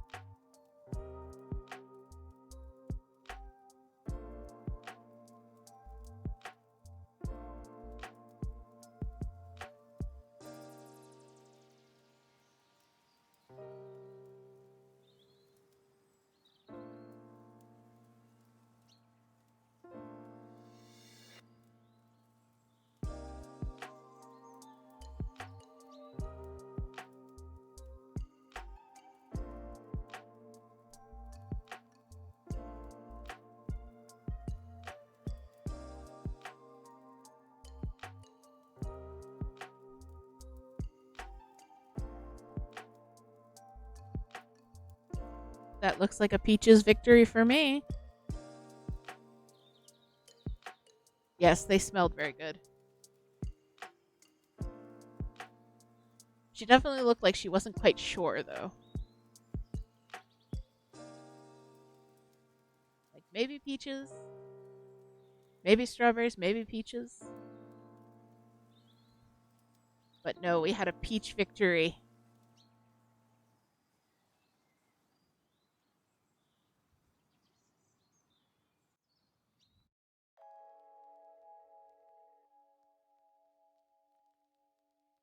Thanks everyone for joining in. I think it's just a little bit of fun to see which one she's going to go for first. I think she's going to enjoy both of them.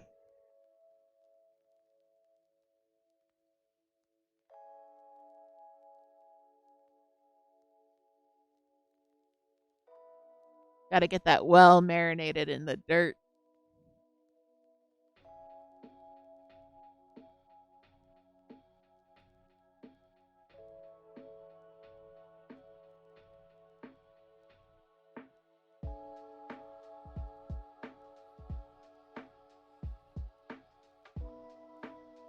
Don't look at me, pal. Eat your peaches.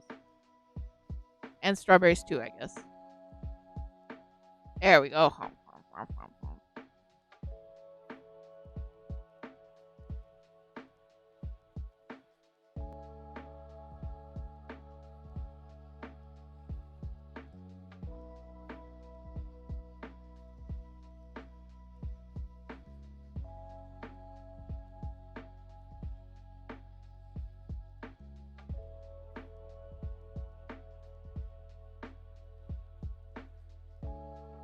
The peaches did smell really good today. They've been sitting on the counter for a couple of days to ripen. And this morning, as I was making my breakfast, I kept walking by them going, oh, peaches. So they are definitely ripe.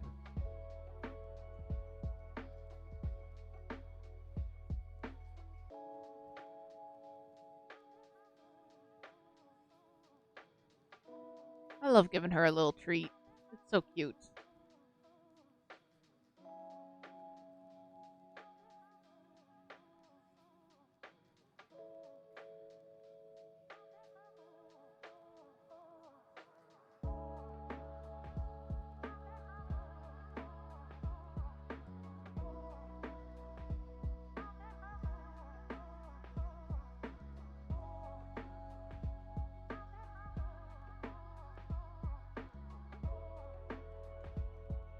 Nap, nap, nap, nap, nap. Yep.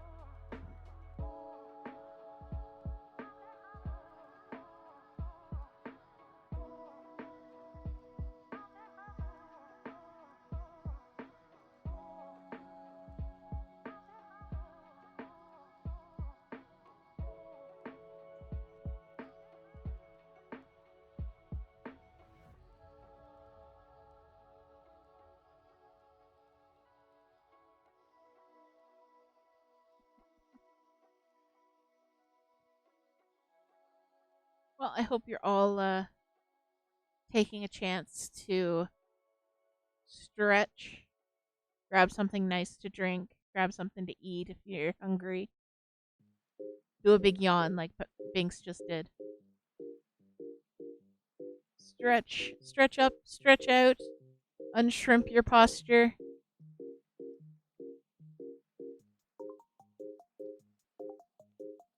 Yes, Pow's tongue smacks are so relatable. Oh, she figured out how to get all of it in her mouth.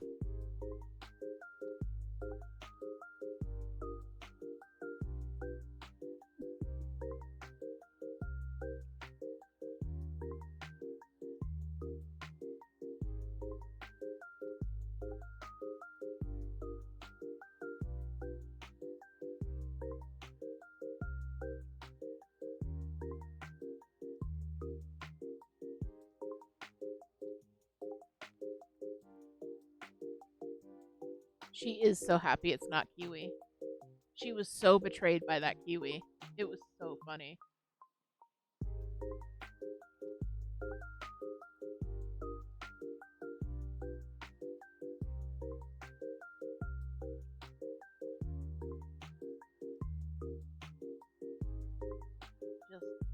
Just utter betrayal.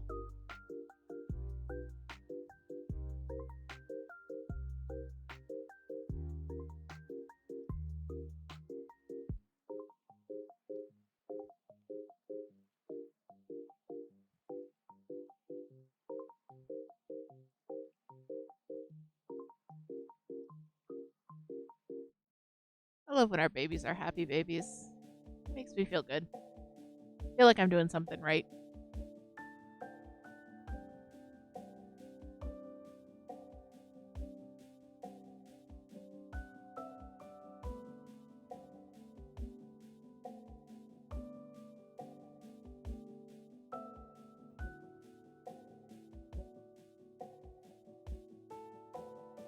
And now she's going for the strawberries.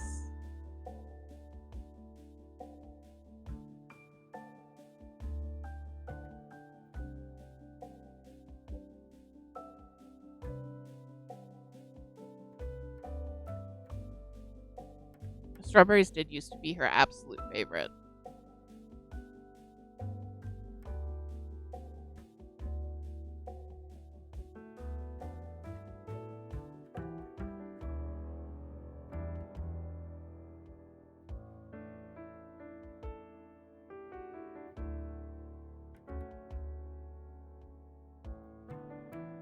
Until Mango came on the scene. Exactly.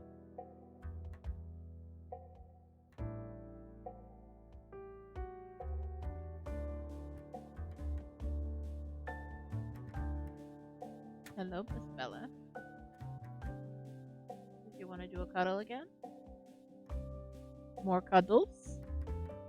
Cuddles for father.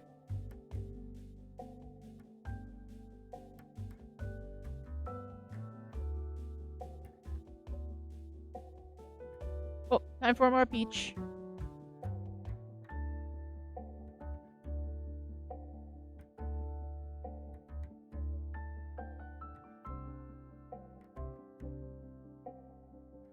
You're okay, Bells. You can settle.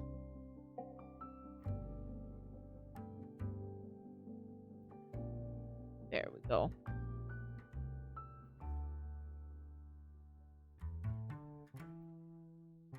Pau gets one meal a day, and then she'll get a treat eat every time I stream, pretty much. Sometimes I'll give her a treat eat when I don't stream as well. But basically, I feed her about 2 cups of greens and tomatoes, and maybe some fruit as well in the mornings. And then she just grazes on it all day long. I take it out right before the stream, right before bed. Yeah, or when she bullies Toot into sharing her fruit. But I have a salad of like the dark leafy greens that she usually eats along with, squash and broccoli and cabbage and that kind of thing. And then I'll throw some tomatoes and apples in there because they'll keep pretty well throughout the week.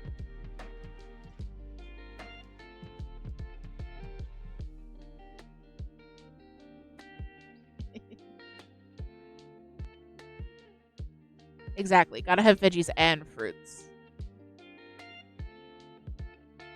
Redfoots actually eat more fruit than other tortoise species. Most tortoise species don't eat much fruit at all, whereas for her it's supposed to be, I think, 30% of her diet.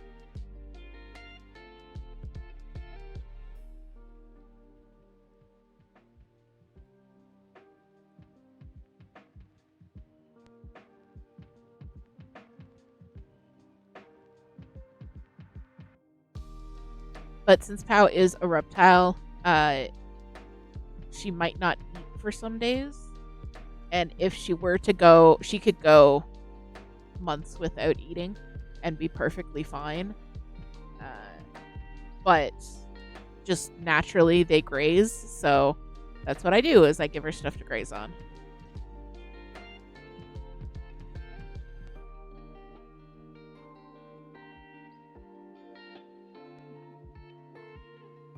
Reptiles are so hardy. They're pretty amazing.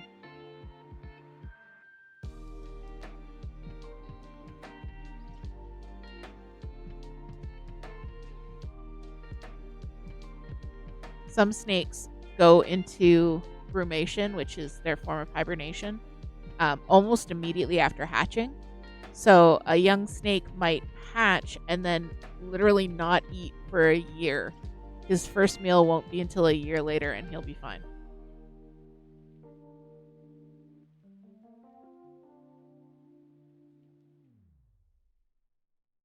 Yeah.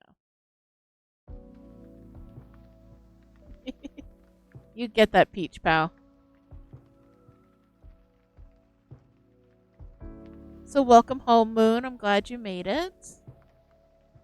I'm glad you made it home safe from work.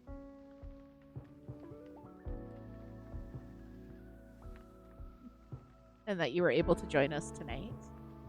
Just in time for some treat eat.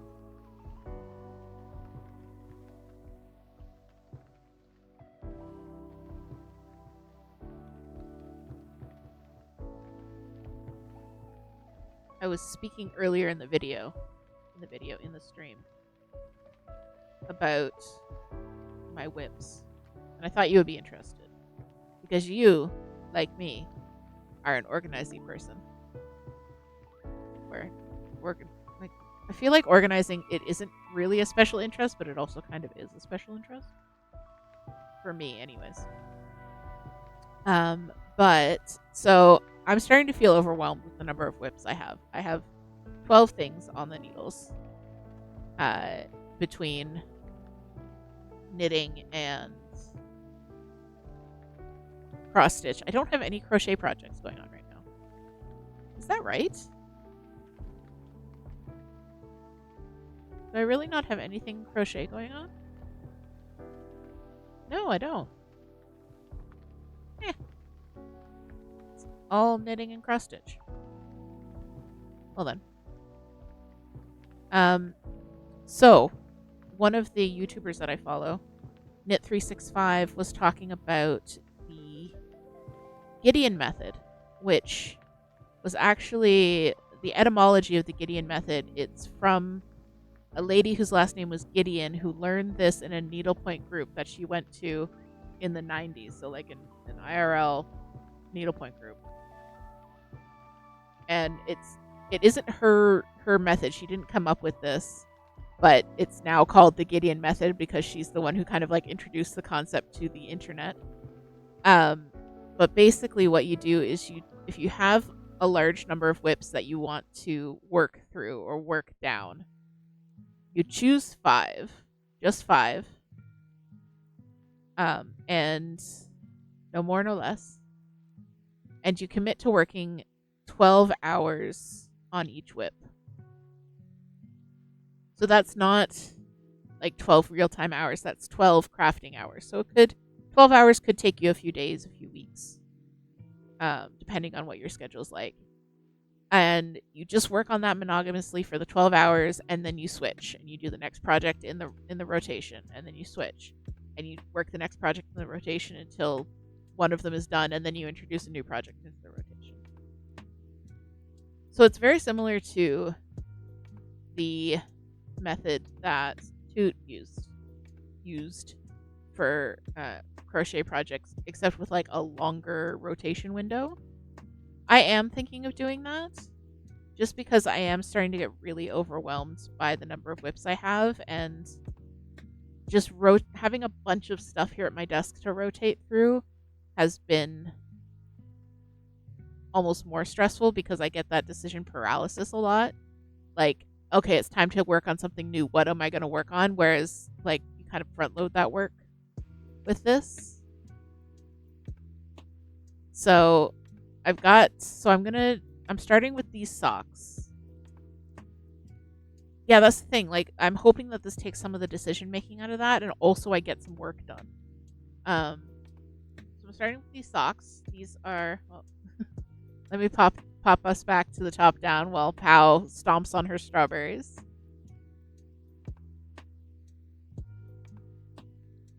So these socks I'm working on are a pair of knee highs for Toot. They're just plain vanilla, no patterning, nothing like that. Top down, short row heel, and I'm not gonna do 12-hour blocks because I know myself, and 12 hours is slightly too long, but 6 hours is slightly too short, so I'm gonna go 9 hours. I'm doing 9-hour blocks. So this is gonna be the first project, and then I've got my snake and lavender wreath cross stitch, my Northern Lights cross stitch that I started last night, and then the Muscle Burrow hat, which is it's a small project with the hat, so I'm hoping that it goes fast and I'll be able to knock it out in one 9-hour block. And then the last one, I was thinking my Triceratops hoodie, but then I remembered that I cast on another new project, the Boatside hooded muscle tee. So I think I'm going to do that one instead. I know it's not a long-standing whip, but I might be able to finish it soon and actually wear it when it's warm. So I'm hoping with the power of Toot and anime on my side, I don't know, that this rotation will stick. Because like I've tried the thing where you set up a decision wheel. Here, model the socks, Bella. I've tried the thing where you set up a decision wheel and then you spin the wheel, but like deciding when to spin the wheel has also been a decision. And this one is like I can track it. Yeah, that was very much with the power of Toot and anime on my side.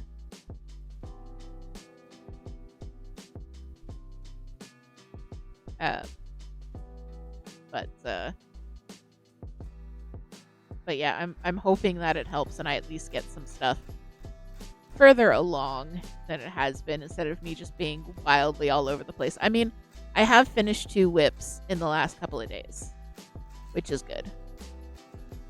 And I did finish my Protector of the Dead pretty quickly after starting it. So I'm pleased with that.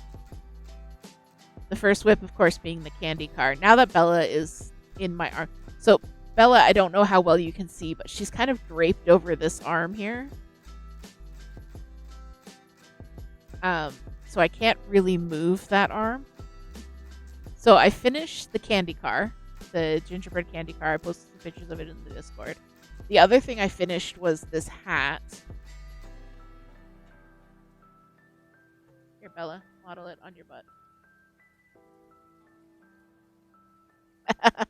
Thanks, Moon, for that. Yes, we do have a Discord server. If you're interested, we hang out. We post what we're working on. We post lots of animal pics, and just generally hang out and chat. And you get all the stream information before everybody else, basically. But I finished this hat. I don't know who it's for because it's not my colors and not my style, and Toot doesn't wear hats. So it's going to be given away to somebody. But I've been wanting to use this yarn to make a cabled hat forever, and I did it. So I'm very happy with that. And it's very pretty. The yarn has this beautiful pink and brown and white in it.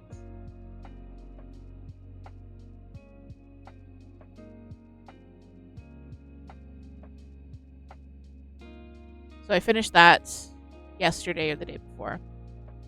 And it only took me 3 days. So that's the thing. Like, if I really wanted to, I could just sit down and crochet a bunch of hats, because a crocheted hat in bulky weight takes me like an hour.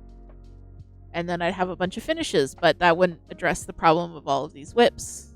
So I did frog a couple of things that I wasn't happy with that I didn't want to finish. 3 things, actually, I frogged. One thing I should have tried on much earlier in the process. It is the same yarn as the Unisaki's. So I used the rest of it to make that hat. Chicky wing. Yep.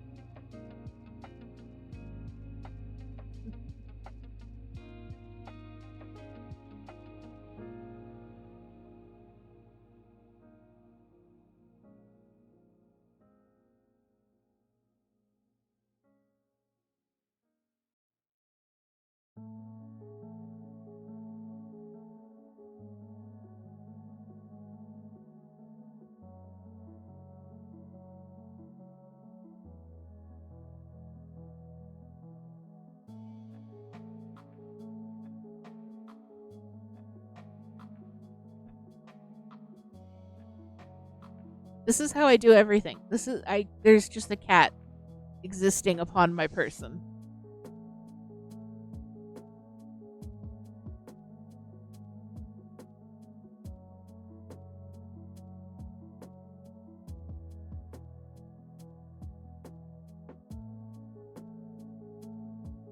So yeah, those 5 projects in a rotation. I think it's gonna be. You're envious? Aw. The Bella chest plate, yes.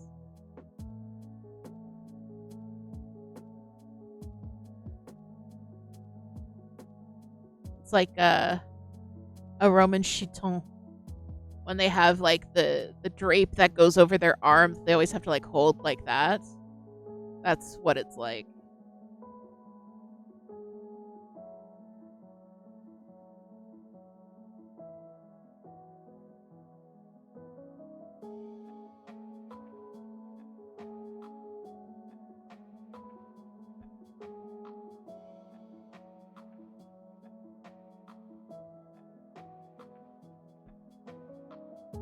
It's 1 tier higher than the diamond chest plate.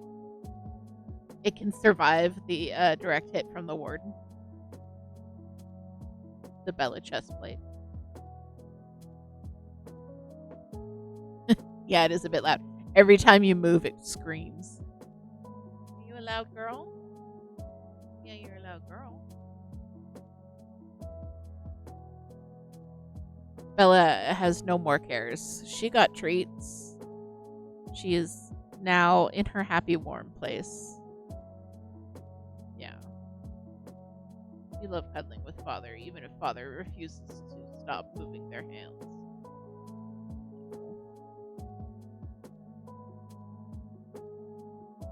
I was playing Palia. Palia?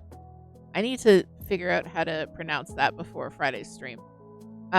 And Bella kept stepping on the keyboard, and because it's keyboard and mouse, that kept doing things in the game.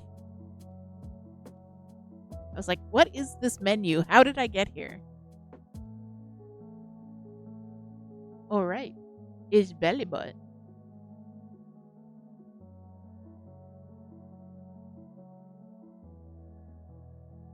So, how did I get here? Do I have 90 minutes? So, to give you some context, a pair of socks to knit, because I'm knitting them 2 at a time. You can see that there's 2 socks on the needles here. So I'm basically knitting a pair of socks at the same time. The fastest I've seen a complete pair done in the sock knitting challenge, Sock Madness, is 18 hours. But that was a heavily patterned sock, and it was 18 real hours, not 18 crafting hours. So I may or may not finish this within 9 hours. We'll see.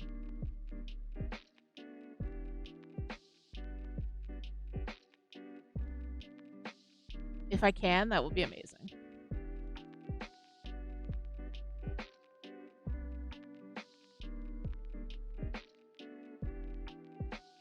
If I can't, it'll be in the next 90-hour block. 90 hour, yep. 9-hour block. I'll be done, and then I can move on to the next thing. And we'll finally have Halloween socks. 2 years after I bought the yarn for the Halloween socks for her. Nope, 90 hours. I said, okay.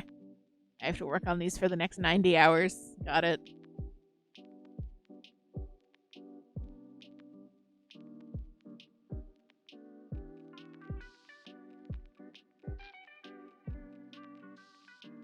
Belly, you're in the way of the people seeing the socks. Oh, I'm sorry. I'm sorry, Bella. Okay. I have a blanket next to me here, so I think Bella's just gonna curl up on that.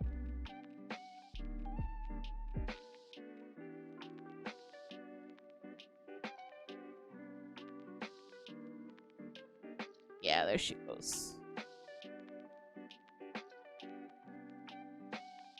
I'm sorry, Bella. She looks so waifish. Heck me to heck.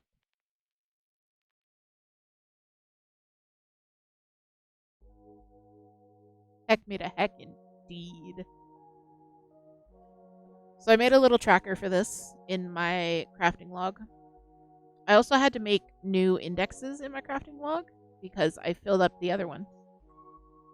So I just did a thread, which is when you do a little arrow at the bottom of the page pointing like to the side with the number of the next page where that information is stored. Except I realized that I haven't been numbering my pages for like the last 30 or 40 pages. So I need to go back and do that. And then update all my indexes. The indexes are very helpful. And if you keep up with them, it's not a lot of work.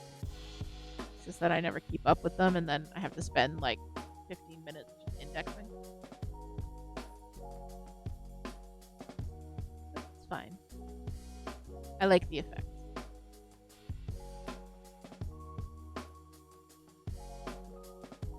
I almost just read Nightbot's message. Self? My brain is tired today. I have to start thinking about dinner after the stream.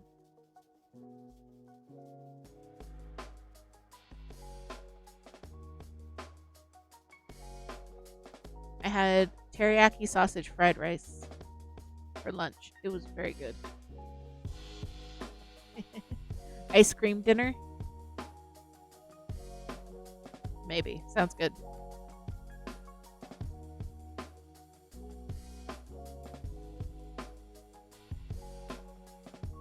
Might be a pizza pockets and chips for dinner kind of night.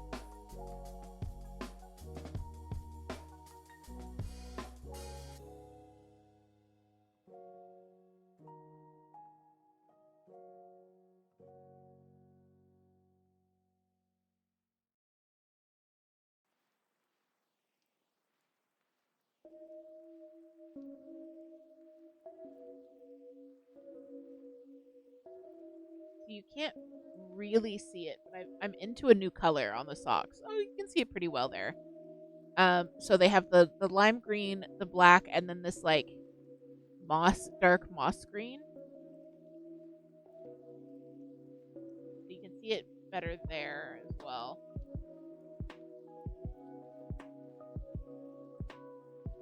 So you can tell that this stripe is thinner than this stripe, and that's because there were more stitches up here because this was before I decreased. So each row was longer, so there were fewer rows of that color. But we're still matchy. Perfect.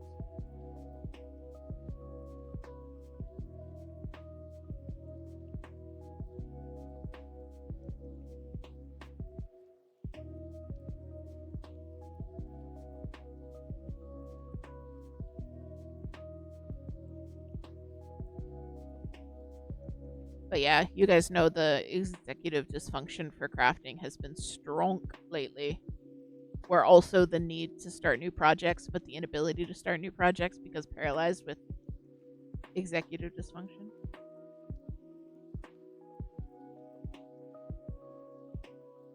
Crafting should be fun. It's our hobby. It's something we do to relax. It should not cause stress. This is a message to myself as much as it is to anyone else.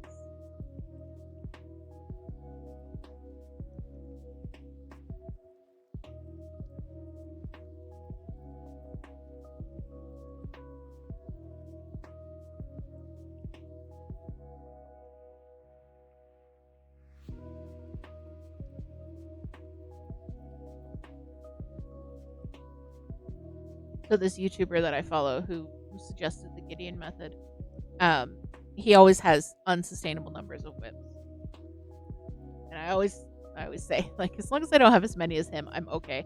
And I'm okay because I've got 12, he's got 13. It's fine. But one of his whips that has been long standing is a sweater for his husband. And every time he does a monthly wrap up, everyone's like, "Where's Mark's jumper? Where's Mark's jumper?" Because they're Welsh, so they say jumper instead of sweater. Where's Mark's jumper?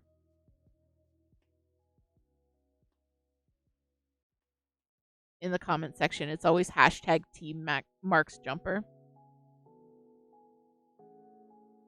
Because this thing has been like 5 years in the making, and he's finished the front panel. But I get it, because I've done the same thing.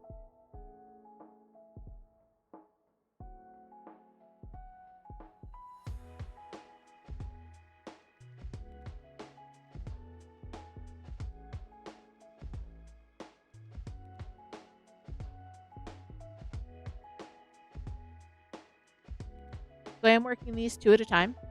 I've got 2 balls of yarn going, so the socks are separate entities. They are completely separate socks.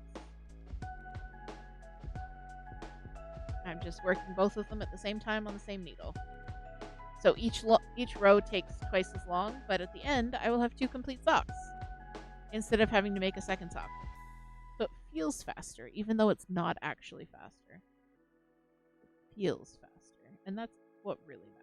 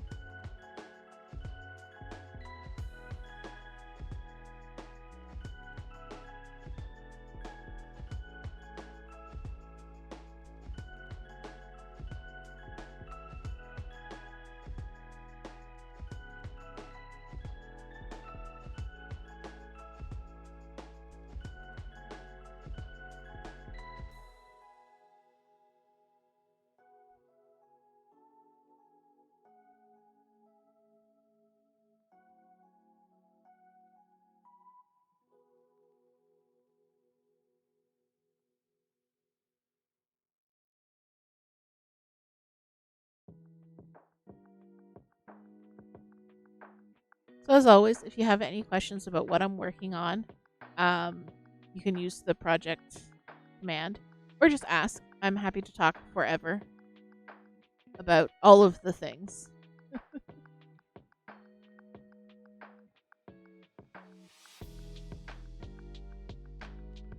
Yes, thank you for that. So the yarn, it actually is called sock wool. It's not one of those cases where people use the terms wool and yarn interchangeably. It's called sock wool. It is a 75-25 base, I believe. So 75% wool and 25% nylon. And the 25% nylon is for strength and durability.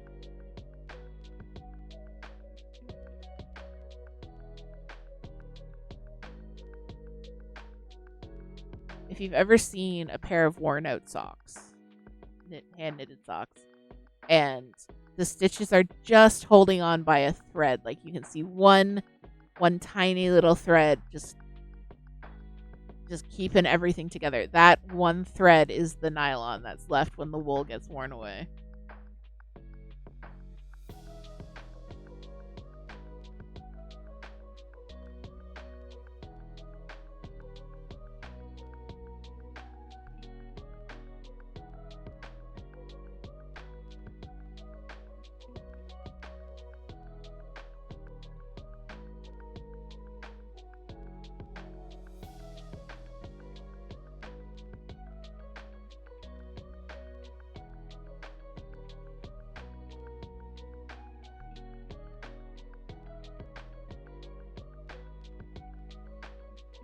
Really like the hobby sock wools, sock yarns. I've used this one and then the Christmas socks, which had a little bit of sparkle to them, which is fun. And I really enjoyed them both, and they make great socks. They soften a lot in the wash, and I send them through the washer and dryer just fine. I don't really make stuff that can't go through the washer and dryer, at least not anymore. I just can't be bothered to hand wash stuff. That's the real truth. But no, especially socks, which get worn and then get stinky. Um, I like to be able to send them through the wash. And these ones hold up quite well.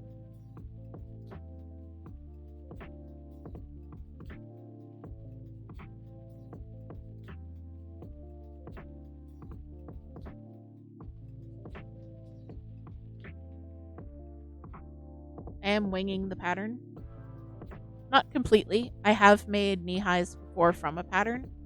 But I'm just taking that knowledge and applying it to the current measurements, or the measurements that were current when I started working on these, and applying my own negative ease and that kind of thing.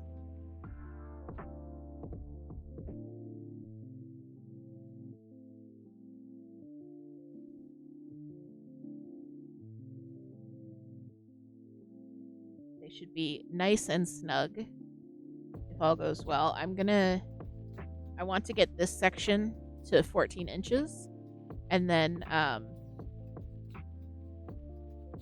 have to try them on. But I'm going at a pretty good clip. This morning I was at the beginning of this green.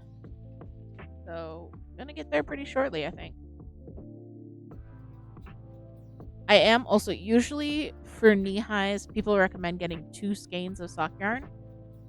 However, for socks for toot, I have found that I use about 45 to 50 grams of yarn. A standard sock yarn skein is 100 grams. A standard skein is either 50 or 100 grams, but usually 100 grams. So I only use about half of that for a standard pair of socks for her. And the last time that I bought 2 skeins, I had enough left over.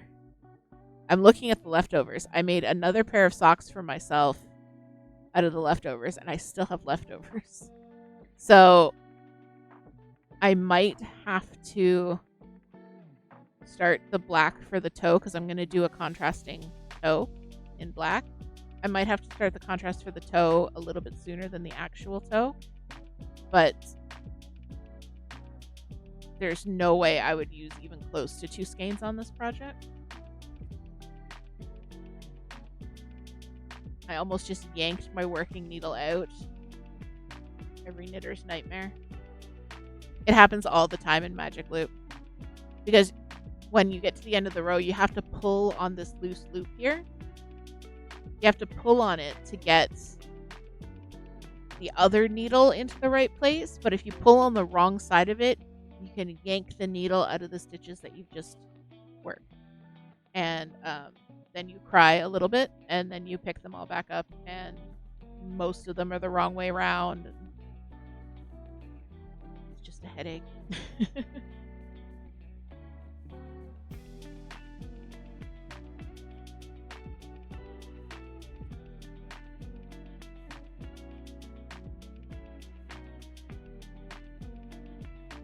But these were just my going out and doing stuff socks, which about a year ago I stopped going out and doing stuff.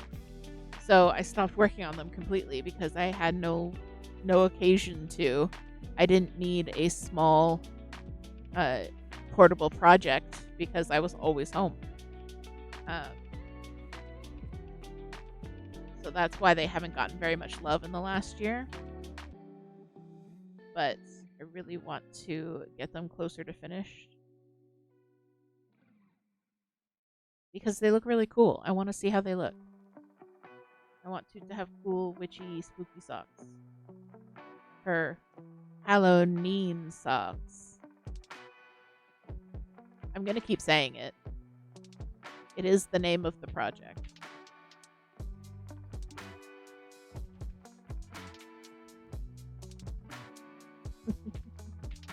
Every time I say it, Toot doesn't want them. That's okay.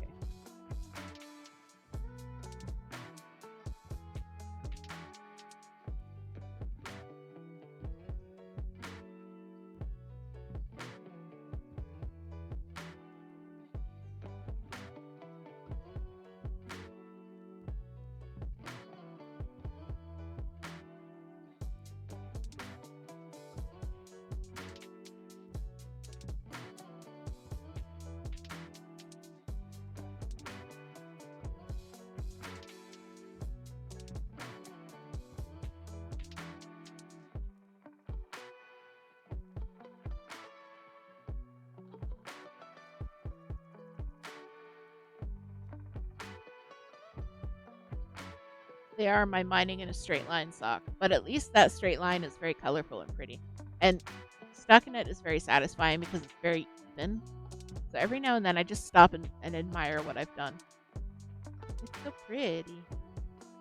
I'm even very proud of this line of paired decreases.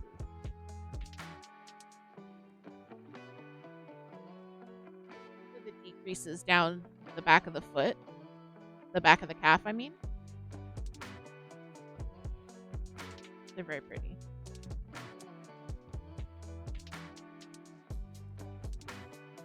It's a really small detail deciding which way you want your decreases to lean, left or right.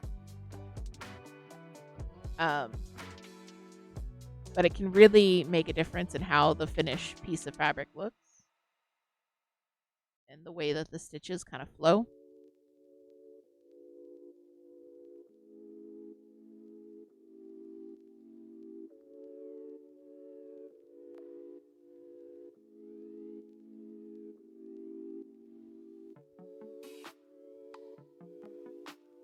Sorry for my camera there. It's having a little bit of trouble focusing.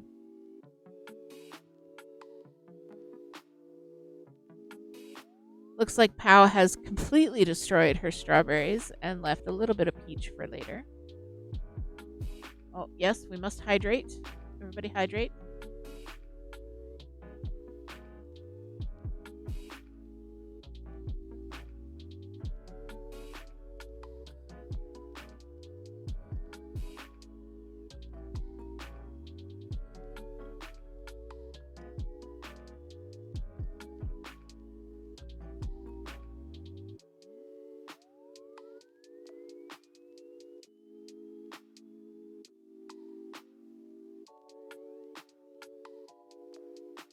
Bella, hello.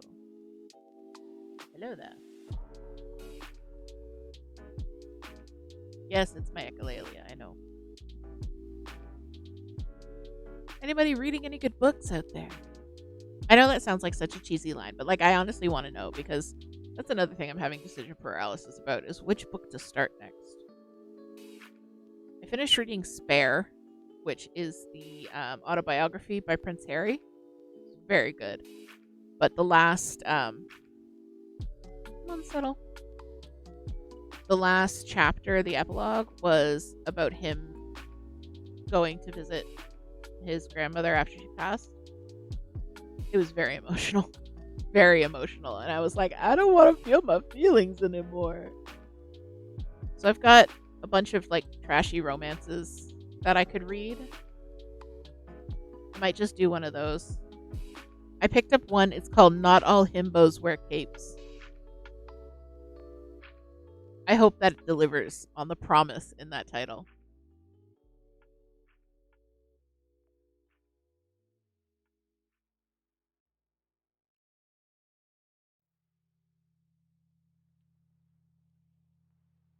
But I need to. I know, it's a great title. It's very evocative. It is a male romance. And it's set in a world that has superheroes. And the protagonist is like a barista in a city that has a bunch of superheroes running around, so there's always supervillains. That's all I know about it. But it seems very silly. So I might just breeze through that one. I've got Gideon the Ninth Borrowed, which is a high fantasy. It's supposed to be very good, very gay. But I've heard that it's very Tolkien-esque in its long descriptions of people and what they're wearing and locations. So I've heard some people absolutely rave about it, and I've heard some people say that they couldn't get through 2 chapters. So I might give that one a try. I'm trying not to be too swayed by the bad reviews because a lot of people have really loved it.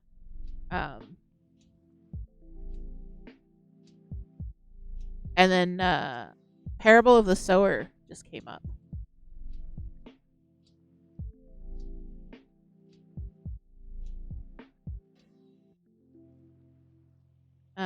Parable of the Sower just came up. It's a dystopian. It's supposed to be very hang on one second.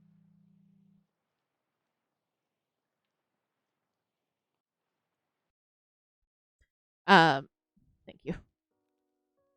It's supposed to be Handmaid's Tale, but like more intersectional.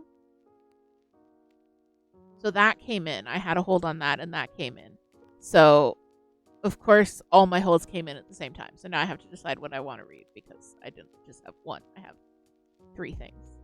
I might go for Parable of the Sower because it's less readily available.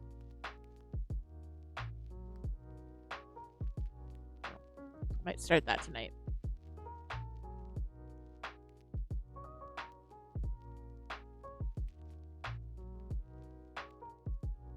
I picked up a bunch of good books in the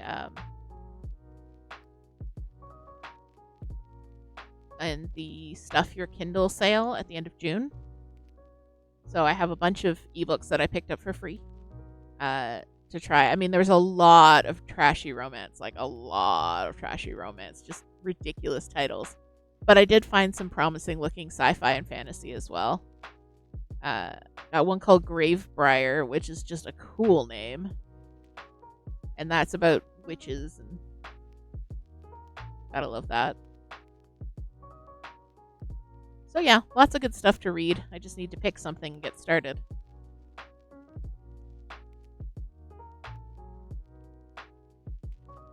But I do recommend Spare. It was quite good. It took me a little bit to get into it. But it was very engaging, very interesting. The stuff about like when he was, because it goes through his whole life basically from his mother's passing all the way up to his grandmother's passing. So 97 through 2023. And the stuff when he was a kid, it's a little bit slow, but once he joins the military and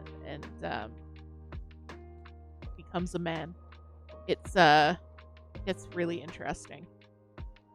So I do recommend that for sure. Just be prepared for the ending.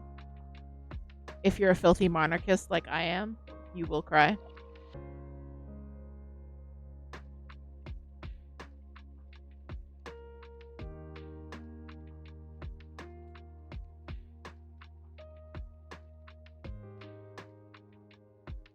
Thanks for the hydrate, Moon.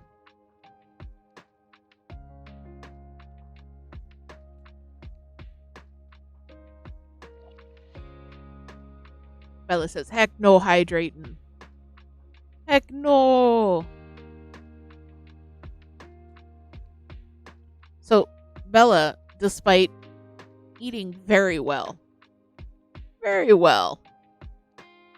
she's very skinny. And you can kind of feel her ribs right here. So we scratch them when we go like this, and we call it playing the Bella guitar. We play the Bella guitar. This girl does not want for food.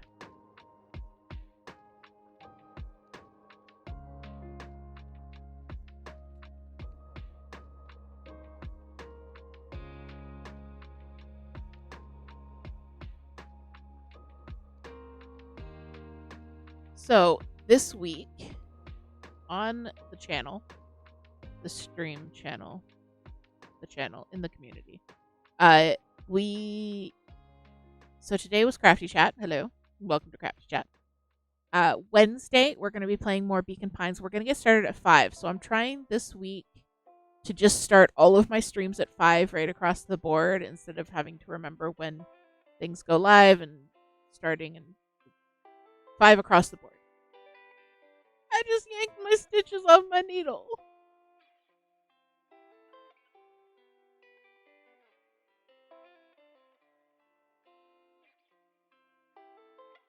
Please hold.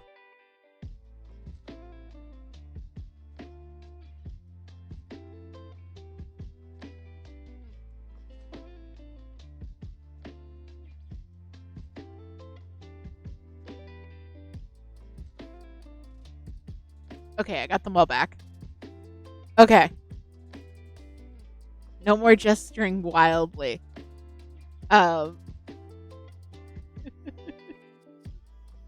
So Wednesday, 5 o'clock, we're going to be diving back into Beacon Pines. I am so excited to get back into it. We started it last week. That is the game which is like told like a storybook, and you can go back and change which branch of the adventure you want to go on. So Wednesday, 5 o'clock, we're going to be playing that. Friday, 5 o'clock, if the servers behave, we're going to be playing Palia,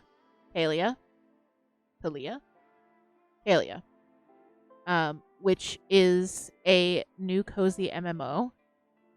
It's in closed beta. It's going to be an open beta by the time we play it.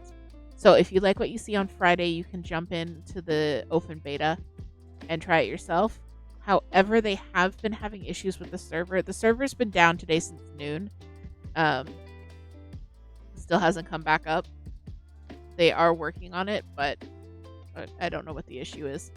Yeah, Palia is an MMO. So it's a cozy MMO in the style of Harvest Moon, Stardew, that kind of thing, where you have your own farm plot. But then once you leave the farm plot, you're in a shared world, basically. Same NPCs for everyone. You can like trade with other people. You can join parties. You can go on quests together, that kind of thing. Or you can just do everything on your own and play it as a straight Harvest Moon and ignore the existence of other people. That's an option as well. It's also free to play. The beta is free. The full game is free. There are microtransactions within the game for cosmetics, but the base game, totally free. It is currently on PC only. Full controller support and Switch release is coming at some point this year. That's all we have. So I'm really hoping that the servers are up on Friday so that I can show you guys what I've been doing. I am so addicted to this game. It's bad, actually. So I'm really hoping that it's good and we can play and I can show you guys and it'd be awesome. So yeah. So that's what's going on the channel this week. New YouTube videos tomorrow and Thursday. Throwing up a few links there for our Discord server. If you want to come and hang out in the Discord, you will get the first look at everything. You'll get all the updates, all the news. We have cute pets. We have wonderful crafts. And if you want to check out the YouTube channel, you can watch highlights from past streams. And yes, there are as well ways to support us and our various menagerie of animals. So go ahead and check those out, the Etsy and the Coffee. And yeah, I think we're gonna wrap it up there. It has been a lovely night. Thank you all for joining us. I'm going to very carefully move my stitches back so I don't yank them off again. Here we go. Okay. So yeah, very productive knit night. Thank you guys so much for joining us. We're going to do a raid. I believe Pix is live. Pix is always live. Pix is live. All right. So we're going to go hang out with Pix Stitch, fellow Canadian crafty creator. We're going to go hang out with him for a little bit in his community. And yeah, I'll see you guys in the Discord. I'll see you on Wednesday. Until then, stay hydrated. Keep well. I love you all. Just going to get the raid started here.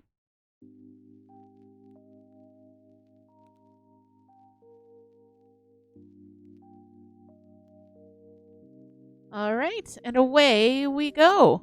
Bye bye, bye bye, bye bye, bye bye, bye bye.